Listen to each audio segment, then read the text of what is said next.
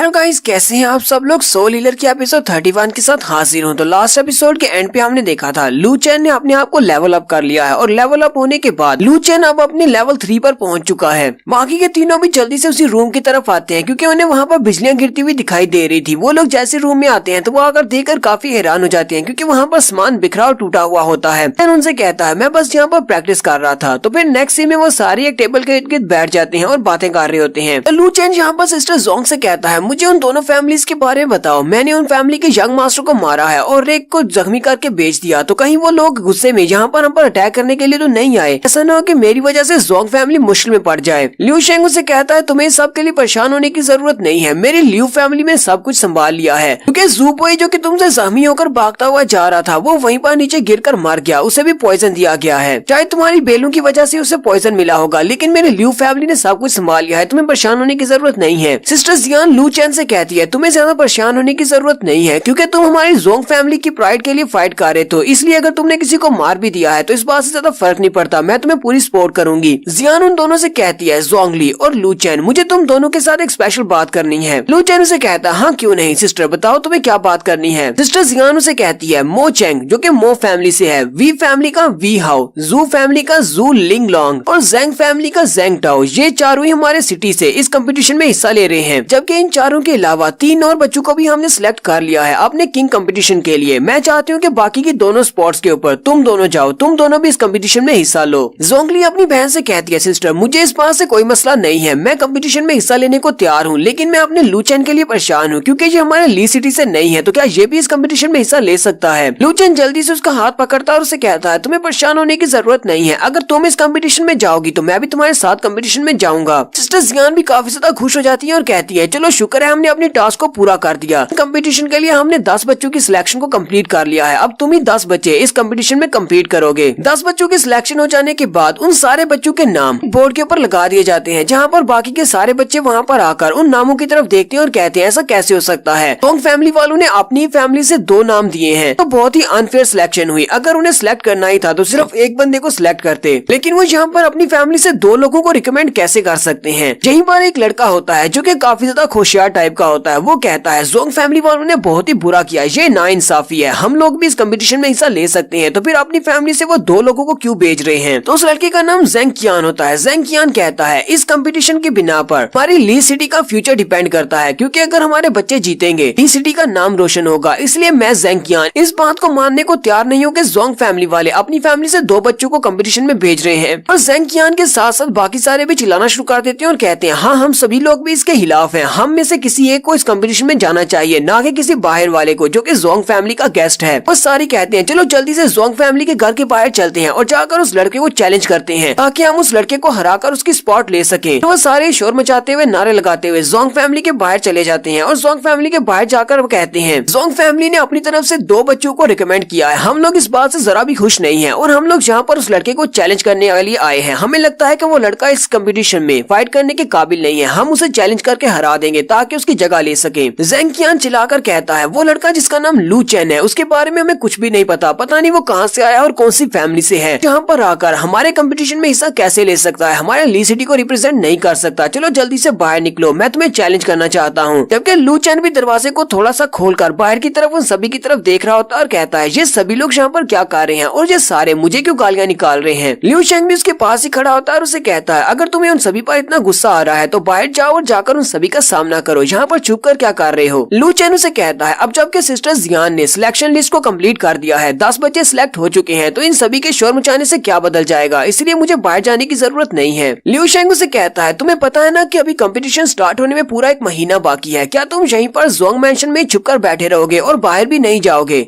लू चेन उसे कहता है हाँ मैं पूरा महीना यहीं पर छुपकर बैठा रहूंगा ताकि कंपटीशन स्टार्ट नहीं होता। लिू शेंग उसकी बात सुनने के बाद गुस्सा हो जाता है, सोच रहा होता है ये लड़का तो वाकई में बहुत बड़ा कमीना है, तो इस लड़के को फंसाते हैं। लिू शेंग आगे बढ़ता है और लू चेन से कहता है मुझे लगता है कि तुम्हें आगे जाकर उन सभी को जाकर इस बारे में बताना चाहिए कि तुम कितने ज्यादा स्ट्रॉन्ग और पावरफुल हो और किस वजह से सिस्टर जियान ने तुम्हें सिलेक्ट किया है ली सिटी को रिप्रेजेंट करने के लिए और इस कंपटीशन में हिस्सा लेने के लिए। अब जल्दी भी करो और बाहर जाकर उन सभी के साथ फाइट करो। लू चेन उसे कहता है क्या मैं तुम्हें कोई बेवकूफ दिखाई देता हूँ या फिर तुम एक बेवकूफ हो, क्या तुम चाहते हो कि मैं बाहर जाकर उन सभी के साथ फाइट करूँ, वहाँ पर बहुत सारे हैं वो तो मुझे बहुत ज्यादा पीटेंगे, क्या तुम्हें लगता है कि वो सारे अपने घर से यहाँ पर मार खाने के लिए आए हैं। लिू शेंग शेंग उसे कहता है चलो फिर ठीक है, मैं तुम्हें किंग कंपटीशन टूर्नामेंट के बारे में एक रूल बताता हूँ। जहाँ पर एक रूल है, जब तक के टूर्नामेंट शुरू नहीं हो जाता तब तक कोई और लड़का यहाँ पर आकर तुम्हें चैलेंज करता है और तुम्हें उस चैलेंज में हरा देता है तो वो तुम्हारी जगह को रिप्लेस कर सकता है, तुम्हारी जगह पर वो कंपटीशन में जाएगा, तुम बाहर हो जाओगे। लू चेन उसकी बात सुनने के बाद चिल्लाकर उसे कहता है ये क्या तुम मजाक कर रहे हो, कैसे हो सकता है, ये कैसा रूल है। अब जबकि मेरा नाम सिलेक्ट हो चुका है, फिर ये सारे लोग क्या मुझे चैलेंज करने के लिए आए हैं ताकि ये सारे मुझसे फाइट करें, मुझे हराकर मेरी जगह पर चले जाएं। इसी वक्त बाहर से ज़ेंग क़ियान चिल्लाकर उसे कहता है लू चेन जल्दी से बाहर आओ, मैं यहाँ पर तुम्हें चैलेंज करने के लिए आया हूँ। लिu शेंग उसे कहता है तुमने सुन लिया ना, बाहर जो लड़कियां वो तुम्हें चैलेंज करने के लिए आए हैं, तुम इतने डरपोक तो नहीं हो कि यहीं पर डर कर बैठ जाओ, वो भी लड़कियों के पीछे छुपने वाले हो। तो जल्दी से बाहर जाओ और जाकर उसके चैलेंज को एक्सेप्ट करो। लू चेन उसे कहता है लगता है कि मुझे बाहर जाना ही पड़ेगा। फिर लू चेन दरवाजा खोलता है और बाहर आ जाता है और उन सभी से कहता है अच्छा मुझे बताओ कि तुम में से कौन मुझे चैलेंज करना चाहता है। ज़ेंग क़ियान जल्दी से आगे बढ़ता है और उसे कहता है मैं तुम्हें चैलेंज करना चाहता हूँ, मैं इस वक्त अपनी फाइटिंग स्पिरिट के सेकंड लेवल पर हूँ, तुम मेरे साथ फाइट कर सकते हो। लू चेन उस ज़ेंग क़ियान की तरफ देखता है और कहता है तुम्हारी कल्टीवेशन काफी लो है, तुम मेरा मुकाबला नहीं कर पाओगे, इसलिए वापस चले जाओ, मैं तुम्हारा चैलेंज एक्सेप्ट नहीं करूंगा। ज़ेंग क़ियान बहुत ज्यादा गुस्सा हो जाता है और जल्दी से अपनी फाइटिंग स्पिरिट को रिलीज करते हुए एक बड़ा सा स्नेक बना लेता है। ये उसकी फाइटिंग स्पिरिट है। वो उसे कहता है तुम तो बहुत ज्यादा एटीट्यूड वाले हो, तुम्हारे जैसे लड़के को हम लोग इस कंपटीशन में हिस्सा लेने नहीं देंगे, मैं तुम्हें अभी दिखाता हूँ कि मेरी ज़ेंग फैमिली कितनी स्ट्रॉन्ग है। वो अपनी एनर्जी से बने हुए स्नेक के साथ उसके ऊपर अटैक करता है। लू चेन उसकी फाइटिंग स्पिरिट की तरफ देखता और कहता है तो तुम्हारे पास 20 टाइप की फाइटिंग स्पिरिट है, मैं पहले भी कई बार 20 टाइप की फाइटिंग स्पिरिट से फाइट कर चुका हूँ, लेकिन तुम्हारी इतनी स्ट्रॉन्ग नहीं है। साथ ही लू चेन अपनी बेल को रिलीज करते हुए उसके ऊपर अटैक करता है और अपनी बेल के साथ उसे उठाकर पिलर के साथ टांग देता है। बाकी के सारे भी ये देखकर बहुत ज्यादा हैरान हो जाते हैं। लू चेन हंसते हुए उनसे कहता है मैंने तो तुमसे पहले ही कहा था कि तुम मेरा मुकाबला करने के लायक नहीं हो, तुम मुझे नहीं हरा पाओगे। तो यहीं पर वी हाओ और ज़ेन टाओ भी होते हैं, इन दोनों का नाम भी इस कंपटीशन में है, ये दोनों भी कंपटीशन में हिस्सा लेने वाले हैं। तो ये यहाँ पर लू चेन को देखने के लिए आए हैं। उसे देखने के बाद वो कहते हैं जैसा हमें लू चेन के बारे में बताया गया था ये तो उससे काफी ज्यादा डिफरेंट है और ये काफी स्ट्रॉन्ग भी है। वी हाओ अपने दोस्त से कहता है ये बात तो ठीक है कि इस लड़के ने यहाँ पर एक लेवल 2 के फाइटिंग स्पिरिट मास्टर को बड़ी ही आसानी से हरा दिया है, लेकिन मुझे लगता है कि ये इस कंपटीशन करने के लायक नहीं है, इस कंपटीशन में नहीं होना चाहिए क्योंकि ये किसी पावरफुल बैकग्राउंड से नहीं है। वी हाओ जल्दी से आगे बढ़ता है और लू चेन से कहता है मेरा नाम वी हाओ है और मैं काफी ज्यादा स्ट्रॉन्ग हूँ। अगर यहाँ पर ली सिटी के लिए इस कंपटीशन को जीतने की बात है तो वी हाओ अकेले ही इस कंपटीशन को हमारे ली सिटी के लिए जीत सकता है। और अगर तुम्हारे जोंग फैमिली वाले सिर्फ नंबर्स को पूरा करने के लिए मैं इस कंपटीशन में हिस्सा लेने दे रहे हैं तो मुझे लगता है कि तुम्हें अभी इस कंपटीशन से बाहर हो जाना चाहिए और किसी और लड़के को इस कंपटीशन में हिस्सा लेने देना चाहिए। लू चेन उसे कहता है क्या तुम भी यहाँ पर मुझसे फाइट करने के लिए आए हो, अगर फाइट करना चाहते हो तो ठीक है। इसके साथ ही लू चेन उसे कहता है अब मैं पहली फाइट करने के बाद काफी ज्यादा थक चुका हूँ, अगर तुम्हें मुझे चैलेंज करना है तो फिर कल आ जाना, अभी मैं रेस्ट करने के लिए जा रहा हूँ। वी हाउस की बात सुनने के बाद काफी गुस्सा हो जाता है और कहता है तुम्हारी हिम्मत कैसे हुई मेरे सामने इस तरह एरोगेंटली बात करने की। वहीं पर जितनी भी क्राउड होती है वो सारे के सारे भी नारे लगाना शुरू कर देते हैं और लू चेन से यही कह रहे होते हैं कि तुम्हें जल्दी से जल्दी इस कंपटीशन से बाहर होना होगा, तुम इस कंपटीशन के लायक नहीं हो, तुम्हारी वजह से हमारे ली सिटी का नाम खराब हो रहा है, तुम हमारे ली सिटी से भी नहीं हो। लू चेन चिल्लाकर उन सभी से कहता है बेवकूफो, मैं तुमसे पहले भी कह चुका हूँ कि इस कंपटीशन में मैं हिस्सा लेने वाला हूँ तो मैं इस कंपटीशन में जरूर जाऊंगा, तुम सभी लोग यहाँ से दफा हो जाओ। वी हाओ जल्दी से अपनी पावर्स को रिलीज करते हुए लू चेन के ऊपर अटैक कर देता है और उसे कहता है अगर तुम यहाँ पर इस कंपटीशन से विड्रॉ कर लेते हो तो फिर मैं तुम्हारी जान बख्श दूंगा। लेकिन साथ ही उसने अपनी एनर्जी को रिलीज करते हुए उसके ऊपर अटैक तो कर ही दिया है। जैसे ही उसका अटैक लू चेन के करीब पहुंचने लगता है वहीं पर सिटी लॉर्ड आ जाते हैं और अपनी पावर को यूज करते हुए उसके अटैक को डिस्पर्स कर देते हैं या ब्लॉक कर लेते हैं। ये देखकर वी हाओ और बाकी के सारे भी काफी ज्यादा घबरा जाते हैं और उसी वक्त झुक जाते हैं कि ये सिटी लॉर्ड है और सिटी लॉर्ड की इज्जत करना तो बनता है। वी हाओ भी काफी ज्यादा घबराया हुआ होता है और कहता है सिटी लॉर्ड आप यहाँ पर क्या कर रहे हैं। सिटी लॉर्ड उन सभी से कहते हैं तुम्हें यहाँ पर जोंग फैमिली के बाहर आकर इस लड़के को चैलेंज करने जहाँ पर इस लड़के को मारने की जरूरत नहीं है। बहुत ही जल्दी हम लोग एक बैंक्वेट पार्टी रखने वाले हैं, इस कंपटीशन से पहले वाली पार्टी। इस पार्टी में तुम सभी को इनवाइट किया जाता है, सभी लोग वहाँ पर आए, जो लोग भी इस लड़के को चैलेंज करना चाहते हैं वहीं पर तुम लोग इसको चैलेंज कर सकते हो। वहाँ पर जो भी एक दूसरे को हराकर उसकी जगह पर आएगा वही इस कंपटीशन में जाएगा। लू चेन उन सभी से कहता है क्या तुम सभी लोगों ने सिटी लॉर्ड की बात को सुन लिया, कंपटीशन होने तक हम सभी लोग यहाँ पर फाइट नहीं कर सकते, कोई भी मुझे चैलेंज नहीं करेगा, ठीक है अब कोई भी मेरी पोजीशन नहीं ले सकता, अब इस कंपटीशन में मैं ही जाऊंगा। साथ ही लू चेन वापस से अपनी जोंग फैमिली के अंदर चला जाता है। सिटी लॉर्ड भी देख रहे होते हैं कि ये लड़का तो काफी एटीट्यूड वाला है, जबकि वी हाओ चिल्लाकर कहता है मुझे लगता है कि ये लड़का हमसे फाइट नहीं करना चाहता क्योंकि ये काफी ज्यादा वीक है, इसी वजह से ये यहाँ से भाग गया है, ये एक बहाना बनाकर। ज़ेंग टाओ से कहता है तुम्हें यहाँ पर ज्यादा इम्पल्सिव होने की जरूरत नहीं है, जबकि सिटी लॉर्ड ने यहाँ पर आकर हमसे कह दिया है हम लोग बैंक्वेट वाले दिन इस लड़के को चैलेंज कर सकते हैं, तो फिर हमें बैंक्वेट वाले दिन का इंतजार करना होगा, उसी दिन इस लड़के को चैलेंज करेंगे और इसको हरा देंगे। इसके बाद ये लड़का खुद इस कंपटीशन से बाहर हो जाएगा, फिर हमें सिटी लॉर्ड भी नहीं रोक सकते। इस अपनी जोंग फैमिली में आ जाता है और दरवाजा बंद करके जैसे ही अंदर आता है तो वहीं पर लिू शेंग खड़ा होता है। लिू शेंग उसकी तरफ देखकर हंस रहा होता है, जबकि लिू चेन काफी ज्यादा हैरान होता है क्योंकि लिू शेंग ने तो उसे बाहर भेजा था। लिू शेंग उसे कहता है अब जबकि गवर्नर ने उन सभी के सामने ये बात कह दी है, बहुत ही जल्दी एक बैंक्वेट पार्टी होने वाली है और उसी पार्टी के दौरान ही सभी बच्चे तुम्हें चैलेंज कर सकेंगे, तो तुमने क्या सोचा है कि तुम वहाँ पर क्या करोगे।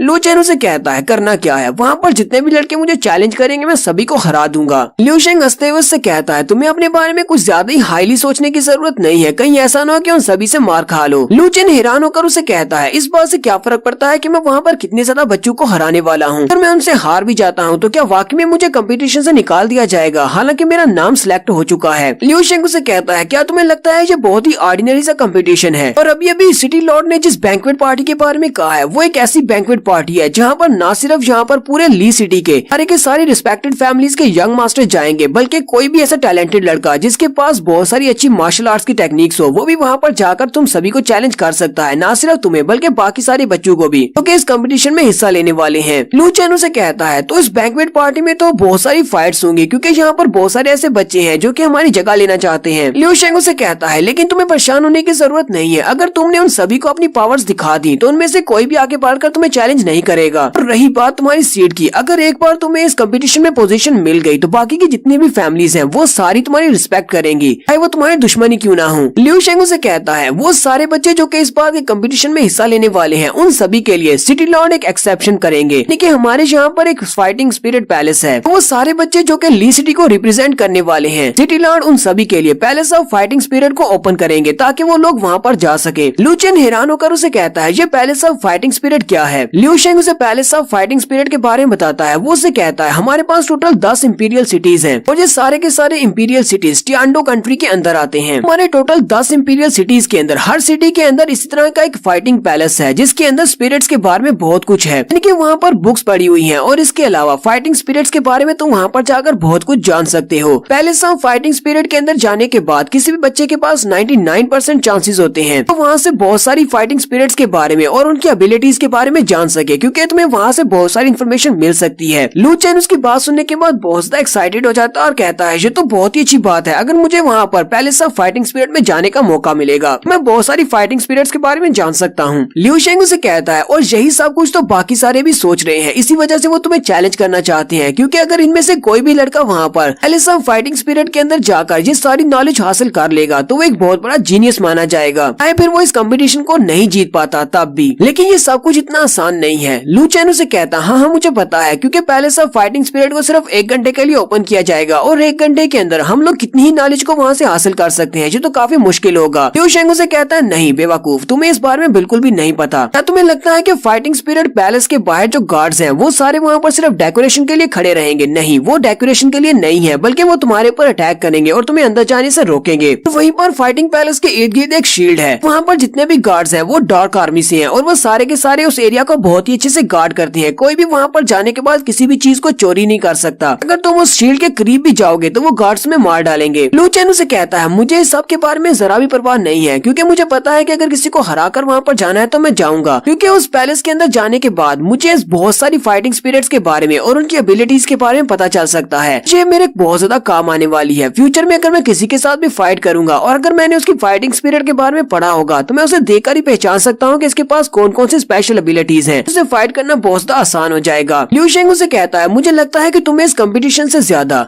फाइटिंग स्पिरिट में जाने में ज्यादा इंटरेस्ट पैदा हो गई है, क्योंकि वहाँ पर तुम्हें फाइटिंग स्पिरिट्स के बारे में जानने को मिलेगा। पता नहीं क्यों पर लगता है जैसे कि तुम भी किसी फाइटिंग स्पिरिट के बारे में जानना चाहते हो, किसी स्पेशल फाइटिंग स्पिरिट के। लिू शेंग उसे कहता है लेकिन मुझे नहीं लगता कि तुम पैलेस ऑफ फाइटिंग स्पिरिट के अंदर भी जा पाओगे। लू चेन उसे कहता है अब तुम ऐसा क्यों कह रहे हो, क्या तुमने नोटिस नहीं किया? पहले मैं एक 2nd लेवल का मास्टर था, लेकिन अब मैं 3rd लेवल पर पहुंच गया हूँ, मुझे ज्यादा वक्त नहीं लगा। और साथ ही लू चेन सोच रहा होता है ये मुझे बातों बातों में फंसाकर मेरे मुंह से निकलवाने वाला था कि मेरे पास एक 2nd फाइटिंग स्पिरिट भी है। लिू शेंग उसे कहता है अच्छा ठीक है, लेकिन तुम्हारा आगे का रास्ता बहुत ज्यादा खतरनाक और लंबा है, इसलिए अपनी पूरी तैयारी करके वहाँ पर जाना। फिर साथ ही वो उसे बाय बोलकर घर के अंदर चला जाता है, क्योंकि लू चेन सोच रहा होता है मुझे उस फाइटिंग पैलेस में जाना ही पड़ेगा ताकि मैं वहाँ पर जाकर फाइटिंग स्पिरिट्स के बारे में जान सकूं। तो नेक्स्ट सीन हमारा बैंक्वेट वाले दिन का दिखाया जाता है। बैंक्वेट वाले दिन वो सारी तैयार होकर वहाँ पर पहुँच जाते हैं। लिू शेंग, सिस्टर जियांग, मिस जोंग और साथ ही लू चेन भी होता है। है। लूचेन वहाँ पर खड़े गार्ड्स को देखकर कहता है ये गवर्नर के पैलेस के बाहर गार्ड्स तो काफी ज्यादा फियर्स लग रहे हैं और सारे के सारे इनके सिर्फ चेहरे के एक्सप्रेशंस की तरफ तो देखो ऐसे ही काफी ज्यादा खतरनाक लग रहे हैं। सिस्टर जियान उसे कहती है यहाँ पर फाइटिंग के लिए मैं रिस्पॉन्सिबल हूँ तो मुझे इनर पैलेस में जाना पड़ेगा तैयारी करने के लिए, तब तक तुम दोनों यहीं पर रहो। सिस्टर जियान उन दोनों से कहती है अभी बैंक्वेट पार्टी के स्टार्ट होने में काफी ज्यादा टाइम है, इसलिए मैं चाहती हूँ कि तुम यहीं पर घूम फिर लो, जाओ और जाकर वॉक करो, लेकिन मैं चाहती हूँ कि यहाँ पर किसी भी दूसरे कंटेस्टेंट्स के साथ फाइट मत करना। बैंक्वेट के शुरू होने से पहले किसी के भी चैलेंज को एक्सेप्ट मत करना। मिस जोंगली से कहती है सिस्टर तुम्हें परेशान होने की जरूरत नहीं है, मैं तुमसे वादा करती हूँ मैं इसका ख्याल रखूंगी।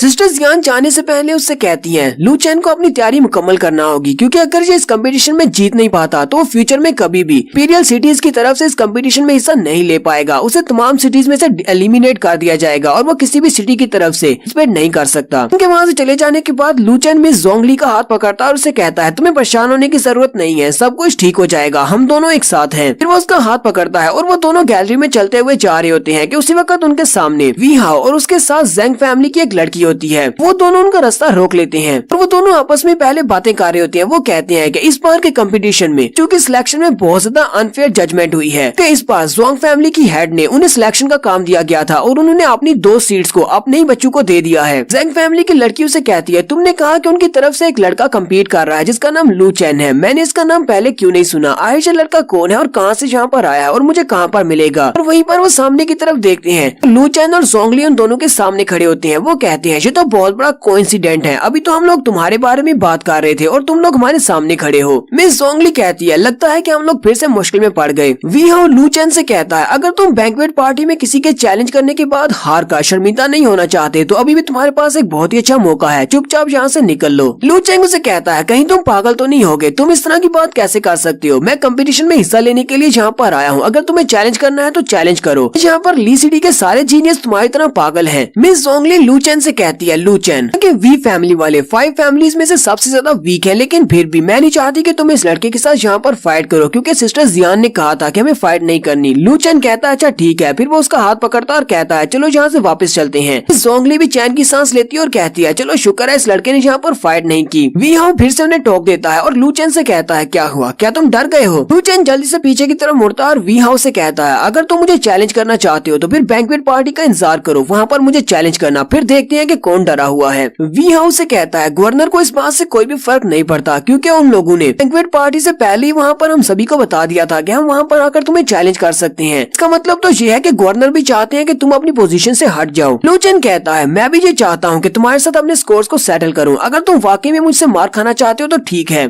लू चेन जल्दी से अपनी फाइटिंग स्पिरिट को रिलीज करता है और उसे कहता है अब हारने के बाद मुझसे कंप्लेन मत करना कि मैंने तुम्हें बुली किया है। वी हाउ भी काफी गुस्सा हो जाता है और बड़ी स्पीड के साथ उसके ऊपर अटैक करने के लिए आगे बढ़ता है। वो दोनों एक दूसरे पर अटैक करने लगते हैं। उसी वक्त वहाँ पर एक जेंग टाओ की एंट्री आती है। जेंग टाओ उन दोनों के बीच आकर खड़ा हो जाता है और उनकी फाइट को रुकवा देता है और कहता है अब तुम दोनों बस करो, यहाँ पर तुम दोनों फाइट नहीं कर सकते, तुम सभी लोग यहाँ पर गवर्नर के ऑफिस में हो और गवर्नर के ऑफिस में फाइटिंग करना अलाउड नहीं। वी हाउ से कहता है यंग मास्टर जेंग मैं तुम्हारे साथ तो बहस नहीं कर सकता क्योंकि मुझे अच्छी तरह से पता है कि 5 बड़ी फैमिलीज की हेड फैमिली तुम्हारी जेंग फैमिली है। लेकिन साथ ही वी हाउ हंसते हुए कहता है पर मुझे लगता है कि यहाँ पर मैं अकेला नहीं हूँ, इस लड़के से नफरत करता है और इससे फाइट करना चाहता है। वो लोग उसके पीछे की तरफ देख रहे होते हैं क्योंकि लू चेन के पीछे मो चेंग खड़ा होता है और मो चेंग बहुत ज्यादा गुस्से में होता है क्योंकि लू चेन ने जोंगली का हाथ पकड़ा होता है और मो चेंग क्योंकि इसका फियांसे है वो ये देखते ही बहुत ज्यादा गुस्सा हो जाता है और वो चिल्लाकर कहता है जल्दी से इसका हाथ छोड़ो। मिस जोंगली भी उसकी तरफ देखती है और कहती है मैं इस लड़के को बचपन से जानती हूँ, ये हमेशा ही शांत रहता है लेकिन आज यहाँ पर ये सब कुछ देखकर इतनी ज्यादा गुस्से में है, मुझे लगता है कि मुझे जल्दी से जल्दी इसकी बात मान लेनी चाहिए, कहीं ये लू चेन को नुकसान न पहुँचाए। मो चेंग भी चिल्लाकर लू चेन से कहता है जल्दी से इसका हाथ छोड़ो, तुमने इसका हाथ नहीं छोड़ा तो उसके बाद कंप्लेन मत करना कि मैंने तुम्हें उठाकर पटक दिया। लू चेन उसका हाथ नहीं छोड़ता और आगे खड़ा होकर कहता है जोंगली तुम्हें पसंद नहीं करती इसलिए यहाँ से चले जाओ, इसके ऊपर तुम्हारा कोई भी हक नहीं है। मो चेंग चिल्लाकर उसे कहता है मैं जोंगली को तुमसे ज्यादा अच्छे से जानता हूँ क्योंकि हम दोनों बचपन से एक दूसरे को जानते हैं और बचपन में हमारी एंगेजमेंट हुई थी, इसलिए जल्दी से इसका हाथ छोड़ दो। जोंगली उसकी बात सुनने के बाद सोच रही होती है मो चेंग काफी ज्यादा गुस्से में है और मुझे लगता है कि लू चेन और इन दोनों में फाइट हुई तो लू चेन ही जख्मी हो जाएगा। जोंगली जल्दी से लू चेन से अपना हाथ छुड़वाती है और मो चेंग के सामने खड़ी हो जाती है और लू चेन से कहती है बस बहुत हुआ, दोनों को आपस में फाइट करने की जरूरत नहीं है। लू चेन ये देखकर बहुत ज्यादा हैरान हो जाता है क्योंकि शायद लू चेन को लगा होगा कि जोंगली उसे पसंद करती है। उसे कहता है जोंगली ये तुम क्या कर रही हो, क्या तुम इस लड़के को डिफेंड कर रही हो। जोंगली उसे कहती है नहीं मैं इस लड़के को डिफेंड नहीं कर रही। वी हाउ फिर से बीच में बोल पड़ता है और कहता है हाँ क्यों नहीं, मुझे लगता है कि ये लड़की मो चैंग को ही डिफेंड कर रही है क्योंकि ये दोनों ही बचपन के काफी अच्छे दोस्त हैं, तो लगता है कि इन दोनों का बचपन का प्यार है। ये लड़का लू चैन ये तो कबाब में हड्डी है। पता नहीं इस लड़के लू चैन ने इस बारे में कैसे सोच लिया कि वो जोंग फैमिली की यंग मिस के साथ एक रिलेशनशिप रख सकता है और उसका बॉयफ्रेंड बन सकता है। वो लोग फिर से हंसना शुरू कर देते हैं। लू चैन इस बात से बहुत सा गुस्सा हो जाता है और गुस्से के साथ ही अपनी फाइटिंग स्पिरिट को रिलीज करते हुए अपनी बेलून के साथ उसके ऊपर अटैक करता है और कहता है तुम अपनी बकवास बंद करो। वी हाउ भी ये देखकर काफी ज्यादा हैरान हो जाता है कि इसकी फाइटिंग स्पिरिट पहले से काफी ज्यादा स्ट्रॉन्ग हो गई है। जेंग टाओ भी ये देखकर काफी हैरान होता है। जेंग टाओ कहता है इस लड़की के पास तो प्लांट्स की स्पिरिट है और इसकी स्पिरिट काफी ज्यादा स्ट्रॉन्ग लगती है, ये इतना भी बेकार फाइटर नहीं है। लू चैन फिर से शांत हो जाता है और जोंगली से कहता है जोंगली क्या तुम वाकई में इस कमीने लड़के को पसंद करती हो? जोंगली उसकी बात सुनने के बाद आगे से खामोश हो जाती है और उसे कोई भी जवाब नहीं देती। चैन को उसका जवाब मिल जाता है। लू चैन और भी ज्यादा गुस्सा हो जाता है और रोते हुए वहाँ से पीछे की तरफ भागना शुरू कर देता है। यहीं पर एक और फैमिली का यंग मास्टर भी खड़ा होता है। वहाँ पर उसके साथ वाला लड़का उसे कहता है गायलोंग पता नहीं तुमने इस लड़की में ऐसा क्या खास देखा जो तुम इस लड़की के पीछे हो? तुम्हें नहीं लगता कि वो पहले से ही दो लड़कों को पसंद करती है और फैसला नहीं कर पा रही? गायलोंग उसे कहता है यही तो स्पेशल बात है, मुझे लगता है कि वो लड़की बहुत ज्यादा स्पेशल है और मेरे लिए ही बनी है। जबकि हमारे लू चैन की तरफ दिखाते हैं। लू चैन वहाँ से रोता हुआ बाहर की तरफ भागता आ जाता है, बिल्कुल एक छोटे बच्चे की तरह जिसका दिल टूटा है। भागते हुए काफी दूर आ जाता है और वहीं पर रुककर सांस लेता और कहता है भागते हुए मुझे जरा भी अंदाजा नहीं हुआ, मैं तो पैलेस से काफी दूर आ गया और मुझे पता भी नहीं है कि वापस किस तरफ जाना है। उसी वक्त उसे पीछे से किसी के चिल्लाने की आवाज आती है। लू चैन जल्दी से झाड़ियों में छुप जाता है और कहता है मुझे यहाँ से ब्लड की स्मेल आ रही है, लगता है यहाँ पर किसी का मर्डर हुआ है। तो वहीं पर छुप कर देखता है तो वहीं गार्डन के अंदर से काफी सारे हथियारे बाहर निकलते हैं। उन सभी ने अपने चेहरे पर नकाब लगाया होता है। वो सारे वहाँ से भागकर चले जाते हैं। उन सभी के चले जाने के बाद लू चैन गार्डन के अंदर जाता है। जैसे वो अंदर जाता है तो वहाँ पर गार्ड्स की लाशें पड़ी होती हैं। लू चैन कहता है यहाँ पर ये सारे के सारे गवर्नर के गार्ड्स हैं और इन सभी को किसी ने मार दिया है। लगता है ये सारे किलर्स इस वक्त बैंक्वेट हॉल की तरफ भी जा रहे हैं। मुझे जल्दी से इनके पीछे जाना होगा ताकि मैं किसी बड़े हादसे को होने से रोक सकूं। लू चैन भागता हुआ उनके पीछे जाता है तो उसे कोई भी दिखाई नहीं देता। लू चैन कहता है वो सभी लोग यहाँ से गायब हो गए हैं, जल्दी से जल्दी उनको ढूंढना होगा। लू चैन अभी वहीं पर खड़ा होता है कि उसी वक्त उसके पीछे एक तलवार आती है। वही उसके सर के पीछे अपनी तलवार रखता है और उसे कहता है तुम यहाँ पर इस पैलेस के हिस्से में क्या कर रहे हो? तुम यहाँ पर अलाउड नहीं हो। उसके पीछे एक लड़की खड़ी होती है जो कि कमांडर है डार्क गार्ड्स की और उसका नाम ली रियो टोंग है। लू चैन उसे देखते ही मुस्कुराते हुए कहता है सिस्टर मुझे लगता है कि तुमने गलत बंदे को पकड़ लिया है, तो यहाँ पर रास्ता भटक गया हूँ। यहीं पर एक दूसरा कमांडर भी अपने सोल्जर्स के साथ आ जाता है और वो उसे कहता है कमांडर इस लड़के को मेरे हवाले कर दो, मैं इस लड़के को अपने साथ ले जाता हूँ और जाकर इसे वाटर डंजन के अंदर बंद कर देता हूँ। लू चैन उन सभी की तरफ देखते ही समझ जाता है। लू चैन कहता है इन्हीं की बॉडी के अंदर से वही ब्रेथ की स्मेल आ रही है और साथ ही इनके पास से ब्लड की स्मेल भी आ रही है। मुझे लगता है कि इन्हीं लोगों ने उन सारे गार्ड्स को मारा है। मुझे अपना निकाब उतार कर यहाँ पर गार्ड्स बनकर आ गए हैं। कमांडर लियो से कहती है कमांडर शान आप तो वहाँ पर मेन पैलेस की रखवाली कर रहे थे, तो फिर आप यहाँ पर क्या कर रहे हैं? ये एरिया तो मेरे अंडर आता है। कमांडर शान जल्दी से अपने पास से एक टोकन निकालता है और उसे दिखाते हुए कहता है अरे हेड ने हमें नए ऑर्डर्स दिए हैं क्योंकि इनर पैलेस में पावर की काफी ज्यादा कमी है। उन्होंने ऑर्डर दिए हैं कि तुम वहाँ पर जल्दी से अपने सोल्जर्स को लेकर जाओ और इनर पैलेस को प्रोटेक्ट करो। और वो कमांडर ली को वहाँ से जाने का कहता है, लेकिन कमांडर ली यहाँ से जाने से तैयार नहीं है क्योंकि वो अपनी ड्यूटी को अच्छे से निभा रही है। लू चैन कमांडर ली की तरफ देखता और कहता है मुझे लगता है कि ये वाली सिस्टर काफी अच्छी है और कमांडर